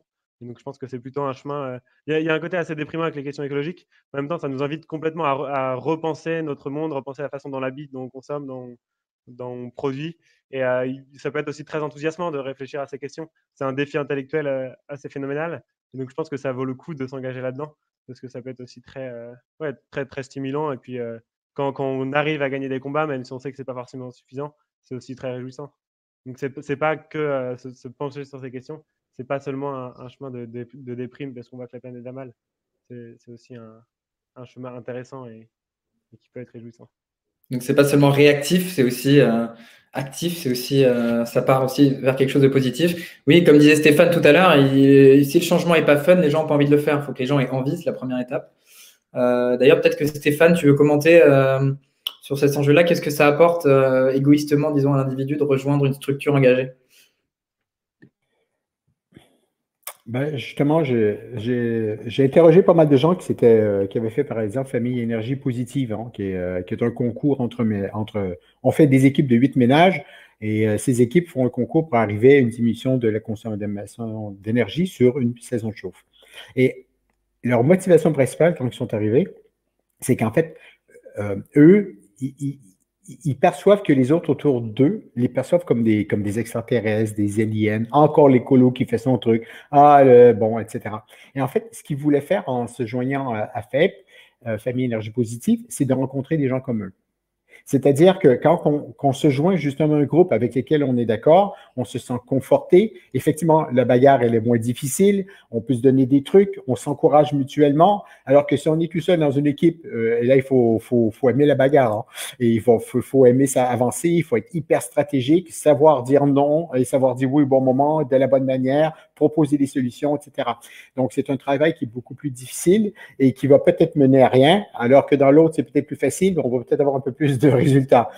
Mais là aussi, c'est une question de, je pense, à la fois un peu éthique, mais à la fois aussi d'évaluation de ses propres capacités et aussi de ce qui est important. Peut-être qu'en fait, ce qui est important, c'est de travailler en équipe beaucoup plus que d'avoir un résultat comptabilisé en diminution de tonnes à gaz à effet de serre. Et puis pour d'autres, ils sont très contents d'être tout seuls dans leur coin et avoir un impact sur les tonnes à gaz à effet de serre. Et ça, c'est des critères qui sont parfaitement subjectifs, même si on peut les objectiver. Moi, le truc de groupe, c'est pas trop bon truc à moi, quoi. Donc, je préfère faire ce que je fais dans la vie, c'est-à-dire faire des projets de recherche, souvent en équipe, mais pas toujours avec les mêmes équipes non plus. Je préfère changer d'équipe. Mais ça, c'est une question de personnalité, c'est pas objectif, c'est pas rationnel, c'est ma manière de travailler, c'est ma manière d'être bien dans mon travail aussi. Et donc, moi, je préfère plutôt la solution un peu plus individualiste, mais qui va tenter d'avoir un impact plus important plutôt que de travailler avec d'autres personnes qui peut-être ont les mêmes valeurs que moi, mais qui finalement, je vais les saouler puis ils vont me saouler. Pour d'autres raisons que les valeurs environnementales. Merci beaucoup Stéphane. Quentin, peut-être un mot là-dessus, surtout que toi c'est ton cas, donc du coup tu travailles pour des structures à impact positif, donc qu'est-ce que ça t'apporte et qu'est-ce que ça t'a appris là-dessus? J'espère que la connexion va être stable. Oui, alors moi je vais faire la publicité des coopératives. Moi je me suis vraiment senti en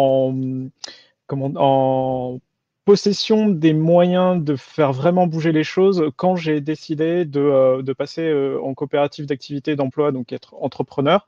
Ça veut dire être entrepreneur, c'est assez simple, effectivement, on est à son compte, il faut prendre les décisions soi-même, on est en possession vraiment de son truc, mais dans une coopérative d'activité d'emploi, ça a encore plus de sens parce que ça veut dire qu'on est dans un collectif, je suis autonome, je suis un entrepreneur autonome, je gère mon activité, etc. Mais je suis aussi dans un collectif avec lequel je peux aussi faire des projets ensemble avec d'autres entrepreneurs. Ça a encore plus de sens sur le fait que quand on prend en compte le côté démocratique, parce que on n'a pas énormément abordé ce sujet-là, mais le côté social et démocratique et humain qu'il y a dans cette économie, enfin ou pas d'ailleurs, c'est une composante essentielle de pourquoi on en est là et pourquoi on a du mal à aller ailleurs. C'est que justement, sur les coopératives, c'est un fondement, le côté démocratique. On dit par exemple, une personne égale une voix. C'est-à-dire que vous ayez investi 1 million d'euros dans la coopérative ou pris une seule part, vous avez la même voix, vous avez le même droit de vous exprimer. En coopérative d'activité d'emploi, c'est un peu le même principe aussi, c'est-à-dire que il y a un moment où on devient entrepreneur salarié, on devient associé de la coopérative et on est en possession de son outil de production. En fait, on a le droit de s'exprimer, d'impulser des changements, etc. Et voilà. Bon, voilà. Moi, en tout cas, de mon point de vue personnel, c'est vraiment ça, c'est le côté avoir pu m'intégrer dans le système de l'économie sociale et solidaire des coopératives, où j'ai vraiment senti que là, je pouvais avoir un impact. Parfait, merci beaucoup Quentin, et désolé de t'avoir demandé d'accélérer un petit peu, mais je voudrais vous poser une dernière question avant de passer aux questions. Vraiment, alors en quelques termes concis, précis, je vais vous demander, dessine-moi un mouton à 5 pattes. Qu'est-ce qu'une entreprise engagée? Des critères très simples, très synthétiques pour conclure un petit peu. On va commencer par Pia, que ça a l'air de faire beaucoup rire. Donc on t'écoute, je pense que tu as plein d'idées pour aider nos auditeurs à définir très rapidement. Non, pas du tout. Ouais, justement, je me disais, mince, c'est un peu compliqué, il va falloir que je prenne des notes. Une entreprise engagée, je dirais, je reprendrai cet aspect très démocratique, en effet. Excuse-moi, une organisation, on ne parle pas que d'entreprise, excuse-moi, une organisation. Oui, organisation. Oui, autant pour moi. Je pense qu'il y a une organisation démocratique et où les salariés peuvent avoir une influence sur la stratégie. Et ensuite, d'un point de vue à la fois des enjeux sociaux et à la fois des enjeux écologiques, au niveau des enjeux écologiques, qui respectent les ambitions climatiques et qui ne heurtent pas plus la planète qu'autre chose, et au niveau des enjeux sociaux, qui respectent les droits humains, ce qui peut paraître un peu basique, mais ce qui n'est pas le cas de nombreuses organisations. D'accord, donc je vais faire un peu l'avocat du diable aussi. Donc, c'est nécessaire qu'on ait une organisation absolument démocratique. On ne peut pas avoir par exemple, un labo de recherche ou une entreprise dirigée par un espèce de leader éclairé avec une vision très claire et qui pousse un peu tout seul son sujet. Ça dépend de quelle échelle de monde idéal on se place, je pense, mais dans l'idéal, pour moi, non. Merci beaucoup. Quentin, peut-être, le bouton à 5 pattes, alors, qu'est-ce qu'une entreprise engagée? Ouais, juste sur ta proposition, oui, ça peut marcher un temps, ça peut marcher le temps où ce leader éclairé est en place. Mais une fois qu'on change de leader, bah, ça veut dire qu'on change de stratégie, on change d'esprit, etc. Et justement, ce qui est intéressant sur le côté démocratique et prendre en compte le collectif, c'est que le collectif, il va être beaucoup plus stable dans la gouvernance, en fait. Enfin, on voit pas si on a une tête pensante qui décide de tout, on peut changer de stratégie. On le voit exactement au niveau politique actuellement. C'est sur le plan du ferroviaire, par exemple, l'industrie ferroviaire, c'est une industrie qui a besoin de visibilité sur des décennies, en fait. À chaque fois qu'on décide de créer une ligne, de rénover une ligne, etc., c'est des projets qu'on raisonne sur plusieurs années. Et donc, c'est une industrie qui est complètement allergique aux effets d'annonce et aux ministres qui disent bah, tiens, en 2022, on va investir X milliards d'euros. Oui, d'accord, en 2022, mais en 2023, il va se passer quoi? Ça doit pouvoir continuer. Merci beaucoup. Je ne sais pas, toujours. Continuez, pardon, oui, on t'écoute. Ok. Donc, voilà. Donc une industrie, une organisation durable, pour moi, c'est une organisation qui dit ce qu'elle va faire. Donc la question des statuts, c'est extrêmement important. Qui l'expose, qui est transparente là-dessus. Et évidemment, oui, sur le partage et le côté démocratique et que chaque voix puisse être entendue. C'est la base. Merci beaucoup. Donc, transparence, gouvernance démocratique, l'enjeu du long terme aussi, je pense qu'il est en effet important. Benoît, peut-être un mot là-dessus? Toi, quelle serait ta vision d'une organisation engagée? Moi, je suis assez d'accord avec tout ce qui a été dit. Je crois que c'est une entreprise d'abord qui a une vraie raison d'être. Pas forcément la raison d'être comme beaucoup la définissent aujourd'hui, mais dont la finalité, dont le besoin qu'elle répond n'est pas créé artificiellement par l'entreprise, mais qui permet de résoudre un besoin, une demande sociétale. C'est une entreprise qui prend en compte ses impacts sur les écosystèmes, sur le climat et sur les hommes avec lesquels elle travaille. Je crois que c'est une entreprise dans laquelle les gens doivent être heureux de travailler et heureux de participer à un projet collectif. Et ils doivent se sentir, oui, partie prenante, acteur de cette entreprise et voir ça comme un projet et pas comme un gagne-pain seulement. Je crois que la démocratie dans l'entreprise est effectivement très importante et qu'il ne faut pas uniquement un chef éclairé, même si je pense que quelle direction on a est effectivement très importante. Voilà. Après, je crois qu'il y a aussi beaucoup de choses à réfléchir sur la différence des échelles de revenus, par exemple, et puis sur la répartition du pouvoir entre les représentants du capital, du travail. Voilà, c'est ce type de questions qui sont intéressantes quand on réfléchit, mais pour le moment, on est encore très loin d'avoir ce type d'entreprise de manière très généralisée. Mais que ça doit être ce vers quoi on doit tendre et j'espère qu'on tendra de plus en plus vers ça et pas uniquement dans les entreprises qui se créent, même si je trouve que c'est super bien de voir beaucoup de nouvelles entreprises se créer comme ça, mais qu'il faut réussir à aussi faire un shift de toutes les entreprises parce qu'aujourd'hui l'économie reste énormément basée sur des grandes entreprises qui ont plusieurs centaines, voire milliers ou dizaines de milliers de personnes et qu'on doit aussi tendre vers ça de la part de l'ensemble des entreprises. Merci Benoît. Peut-être un petit mot, Stéphane, avant qu'on passe aux questions. D'ailleurs, petit rappel pour ceux qui nous écoutent, vous pouvez toujours ajouter une question dans Ask a Question ou voter pour une question qui a déjà été posée. Donc Stéphane, je te donne la parole si tu veux parler. Oui, ce ne sera pas très long. Je viens en complément. Je pense qu'enfin, une entreprise qui s'engage, c'est en a une qui a une intention, 2, des actes qui correspondent aux intentions, et 3, une communication qui corresponde aussi aux 2 autres. Donc, si on ne fait pas beaucoup, on communique, on ne fait pas beaucoup, mais qu'on a envie de communiquer plus. Mais ce n'est pas suffisant et ça prend une deuxième condition pour moi, c'est la condition de l'apprentissage continu, de l'amélioration continue. Comme je disais tout à l'heure, il est très difficile de tout changer d'un seul coup, ce n'est pas possible. Mais ce n'est pas suffisant de faire un seul truc non plus. Donc, il faut avoir cet apprentissage sur comment on apprend à changer, comment on apprend à évoluer, à se donner soi-même des nouveaux objectifs, et soit on monte en objectif, la difficulté de l'objectif à atteindre, soit en fait on se dit bon ben là c'est bien, on va aller atteindre un autre secteur et ensuite un autre. Et là à un moment donné, il y a une source qui prend, il y a une synthèse qui se fait, une espèce d'alchimie qui se fait, et ça on l'a constaté dans plusieurs collectivités territoriales. On avait commencé par des déchets, puis on avait commencé avec l'eau, et puis finalement on rajoute, et là à un moment donné, il y a une politique, une stratégie, mais surtout plus qu'une politique, une stratégie, ce qui évite justement le problème du leader, c'est qu'un fonctionnement normal qui fait qu'on atteint nos objectifs et qu'on essaie de les atteindre. Et ça, pour moi, c'est ça qui est le plus important, c'est que par défaut, on rentre dans un fonctionnement qui va dans le bon sens. Donc, pas beaucoup d'efforts à faire et ça fonctionne très bien. Mais pour arriver à ça, il y a tout un processus avant. Et c'est ça qui est le plus compliqué. Merci beaucoup, Stéphane.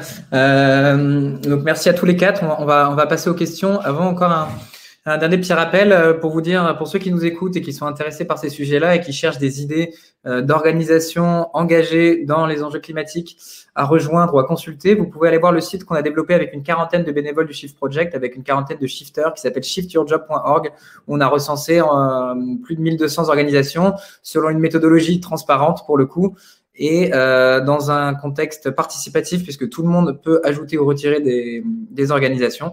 Donc, c'est shiftyourjob.org. On vous invite à faire un tour si ça vous intéresse ou à nous suivre sur LinkedIn et Facebook. Donc, je vais passer aux questions. On a 5 questions. La première, elle est pour Benoît. Où placez-vous la limite entre une activité utile et non utile? Avez-vous des exemples d'activités où cette distinction a fait débat entre vous? Et voilà, donc Benoît, qu'en dis-tu? Ouais, c'est une vraie question et je ne pense pas qu'on peut classer, voilà, telle activité utile, telle ne l'est pas. Je pense que c'est un peu une question que chacun va se poser, mais que c'est important. Quand on parle d'utilité de l'activité, c'est de regarder vraiment la finalité de ce que fait l'entreprise. Et qu'on ne peut pas rejoindre l'entreprise simplement parce que le salaire est bon, simplement parce que l'équipe a l'air sympa ou que c'est bien placé, mais qu'il faut regarder à quoi on contribue et quel est l'impact sociétal des activités de l'entreprise. Après, il y a forcément beaucoup de débats. Moi, je crois qu'il faut regarder faut regarder aussi si les activités permettent de respecter un peu cette image de les limites planétaires. On reste dans le cadre des limites planétaires et puis aussi on a un impact social qui est bon. On a eu, par exemple, on a travaillé sur le luxe et on a eu beaucoup de débats sur l'utilité du secteur du luxe ou de la cosmétique. Il y en a qui disent que ce que nous disent les entreprises, c'est que la beauté est un besoin essentiel et que en répondant à ces désirs de beauté des hommes, ils répondent à une vraie utilité. La question, c'est est-ce qu'ils ne le créent pas artificiellement via leur marketing et donc est-ce qu'ils n'ont pas une pollution assez importante liée aux produits qu'ils utilisent et puis à l'acheminement en avion, etc. Pour quelque chose qui est plutôt artificiellement créé. C'est des débats et je pense qu'en tout cas, c'est des questions qu'il faut se poser quand on rejoint une organisation et quand on contribue à une activité. Merci Benoît. Et en effet, c'est une question qui est très d'actualité puisqu'on est à une époque où le gouvernement a tracé une ligne entre les commerces essentiels et les commerces non essentiels. Et moi, si je peux peut-être juste compléter, parce que c'est un truc qui m'est arrivé très récemment, je pense aussi qu'il y a un enjeu de quantité. C'est pas seulement qu'est-ce qu'on vend, c'est combien on en achète. Typiquement, un exemple personnel, je viens d'emménager et les lampes sont considérées comme non essentielles. Et pourtant, moi, j'ai vraiment besoin d'une lampe. Donc, c'est peut-être l'enjeu, c'est pas est-ce qu'une lampe est essentielle ou pas, c'est combien il faut acheter de lampes tous les ans ou tous les 10 ans pour que ce soit compatible avec les limites de la planète. Donc voilà, après cette petite parenthèse, je passe à la deuxième question. Est-ce que ce n'est pas illusoire de penser en termes d'émissions individuelles dans le sens où les personnes ne sont pas responsables du mode de production qu'elles achètent? On en a un peu parlé tout à l'heure. Est-ce que quelqu'un a envie de prendre la parole là-dessus? Peut-être rapidement parce qu'on en a pas resté peut-être une question au début, on en a parlé un peu après. Ou sinon, on considère qu'elle a été traitée, on peut passer à la prochaine. Non, sinon je peux dire rapidement un mot dessus. Enfin, en effet, on en a déjà parlé, j'ai l'impression, mais du coup, je ferais peut-être une différence entre les actions à l'échelle très individuelle, typiquement acheter bio ou ne pas prendre la voiture. Enfin, même si certaines peuvent avoir un gros impact, comme arrêter de manger de la viande ou prendre l'avion. Je pense en termes d'action individuelle, il y a ça, ces petits gestes individuels, mais il y a aussi au niveau individuel s'engager dans un collectif ou dans une organisation ou autre chose où là, ça reste un choix individuel, mais c'est fait dans un cadre plus global. Et donc ça, déjà, j'ai l'impression que ça peut avoir plus d'impact directement. Parfait, merci beaucoup. Prochaine question. Peut-être. C'est parti, je commence. Je vous présente. Allô? Bonjour.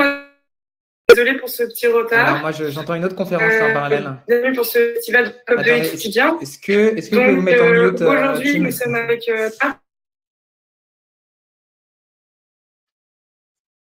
C'est la balai maintenant, non?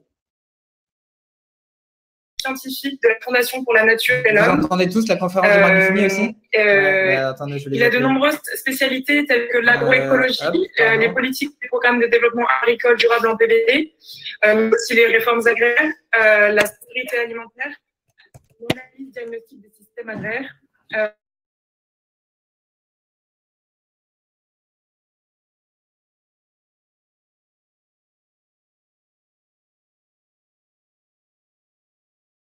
Bon, j'essaie de leur dire qu'on les entend, mais c'est pas grave, les aléas du direct, comme on dit. Peut-être en 2 mots, on avait une dernière question. Je ne sais pas si c'est faisable ou si c'est trop l'enfer avec le double son. Mais il y avait une dernière question. Je sais que le manifeste y a beaucoup réfléchi, peut-être Quentin aussi. L'un vous deux, n'hésitez pas à prendre la parole. Je vais essayer d'appeler la COP2 pour leur dire de fermer la fenêtre.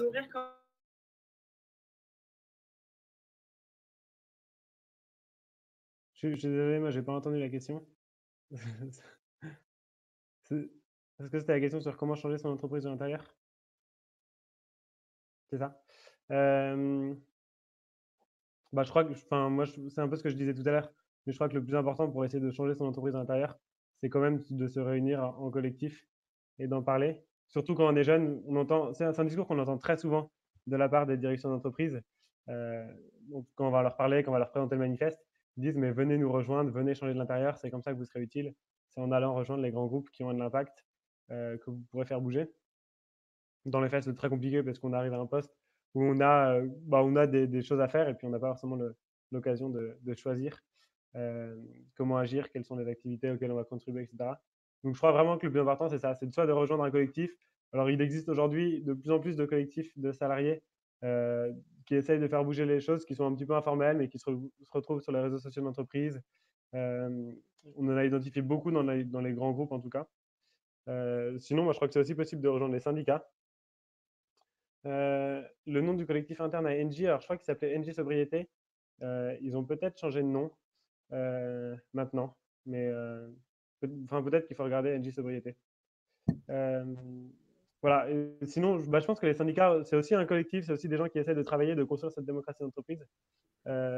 Aujourd'hui, on voit qu'il y a des coalitions d'acteurs entre les syndicats. Il y en a qui n'ont fait plus jamais ça. Il y a aussi le pacte de pouvoir de vivre, où ils se regroupent avec des ONG. C'est beaucoup au niveau national. Je crois que dans les entreprises, c'est plus compliqué encore, mais ça peut être un vrai moyen aussi pour essayer d'agir, pour porter ces voix au niveau stratégique, parce que les syndicats sont quand même consultés. Ils sont des représentants des syndicats qui sont au conseil d'administration ou qui sont dans les CSE. Et je crois que c'est aussi un moyen de pouvoir porter cette voix.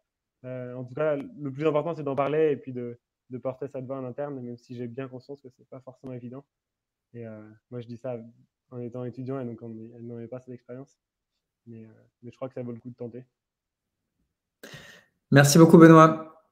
Et mes excuses à tous, c'était ma faute si tout à l'heure, on entendait les 2 conférences, j'avais ouvert la page de Marc Dufumier en essayant de me reconnecter. Donc, j'étais très médisant d'accuser ainsi gratuitement les organisateurs de la COP2. Merci à tous, il est 12h58. Donc, vraiment, merci à Stéphane Labranche, Pia Benguigui, Benoît Algan et Quentin Neurore pour votre participation. Le nombre d'auditeurs n'a fait que monter pendant la conférence, donc c'est que vous avez fait un très bon travail. Dans les 2 dernières minutes qui restent, je vais vous proposer à chacun de nous donner juste un petit mot de la fin.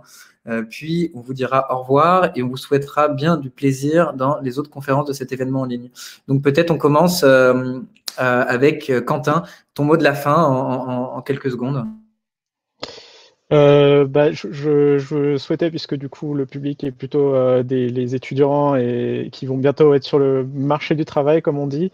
Déjà, vous souhaitez vraiment bon courage, vous accrocher par rapport à la situation actuelle qui est pas évidente. Et puis aussi, profitez-en pour vous poser vraiment les questions de là où vous voulez travailler. Et franchement, n'hésitez pas. Moi, vraiment, je vous dis, n'hésitez pas à dire non, n'hésitez pas à créer ce que vous voulez trouver, ce que vous voulez chercher. Vous laissez pas embarquer si c'est vraiment votre idéal. Ne vous laissez pas embarquer dans des grandes entreprises qui ont des processus hyper cadrés, etc. où vous risquez de vous cramer. Donc, allez-y, n'ayez pas peur. Moi, c'est vraiment le truc que je voudrais vous dire. Merci Quentin pour ces très belles paroles. Pia, peut-être un mot de la fin? Oui, merci beaucoup pour ces échanges. Déjà, j'espère que c'était aussi intéressant pour le public. Et peut-être en conclusion, je réinsisterai aussi sur l'importance des formations. C'était pas le sujet aujourd'hui, mais ça me semble un enjeu crucial et qu'on défend au REFED et pour un réveil écologique aussi. Et là-dessus, il est aussi grand temps d'être formé sur les enjeux écologiques pour derrière pouvoir soit créer nous-mêmes des organisations engagées ou soit en rejoindre et avoir ces enjeux-là en tête. D'accord, donc osez rêver, osez vous former. Quelque chose d'autre peut-être, Stéphane? Soyons formés que osez nous former, parce que c'est pas nous-mêmes non plus qui décidons des formations là encore. Ah, mais ouais, très bien, merci beaucoup. Stéphane, quelque chose d'autre?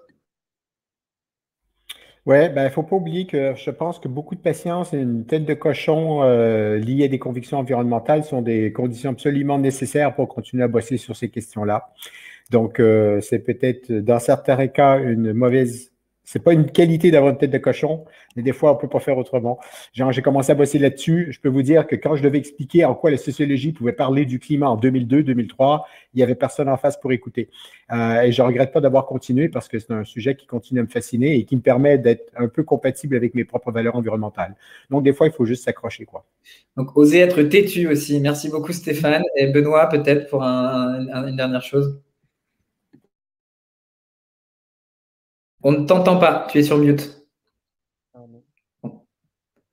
On t'entend. Ça marche, ouais, parfait. Moi, je suis dans le cadre de beaucoup d'entre vous, je pense. Je suis étudiant en fin d'études, donc je commence à me dire qu'il va falloir que je trouve un travail. Et c'est vraiment pas évident de trouver des organisations engagées, de savoir où est-ce qu'on va travailler, où est-ce qu'on va être utile. Je crois que ça ne doit pas pour autant nous désespérer. Il y a deux choses qui sont importantes. C'est d'abord de continuer de porter ses convictions là où on est, quelle que soit l'organisation qu'on rejoigne, de ne pas perdre ça. Et je pense qu'un bon moyen de le faire, c'est d'en parler, de continuer de se former, de lire, de se renseigner, et puis de rejoindre aussi des collectifs, d'échanger sur ça avec d'autres qui portent aussi ces convictions, ces inquiétudes et ces volontés de changer. Je crois que c'est le meilleur moyen de le faire, donc n'hésitez pas à en parler autour de vous et puis essayer de rejoindre des collectifs ou d'en parler avec vos amis. De toutes ces questions, je crois que c'est la meilleure façon de changer les choses. Merci Benoît, et oui. Ouais, merci beaucoup Benoît. Et oui, comme on dit, tout seul on va plus vite, mais ensemble on va plus loin. Donc important d'être en groupe et aussi pour éviter le phénomène de dépression climatique dont nous parlait Pia. Donc voilà, vraiment merci à tout son corps. Merci Stéphane, merci Pia, merci Benoît, merci Quentin, merci Tim et toute l'équipe de la COP2 étudiante qui a organisé ça depuis plusieurs mois maintenant et qui a tout fait pour que ça marche très bien. 2-3 petites incidents techniques qui n'auront pas suffi à gâcher la fluidité, je pense, en tout cas j'espère, de cette table ronde. Merci à tous les auditeurs de nous avoir écoutés un samedi matin. On espère un jour refaire tout ça en présentiel et avec donc de vrais gens dans de vraies salles. Et en attendant, on est très heureux d'avoir pu le faire malgré le contexte. Donc je vous souhaite bien du plaisir dans les autres conférences et puis à bientôt. À bientôt. Merci.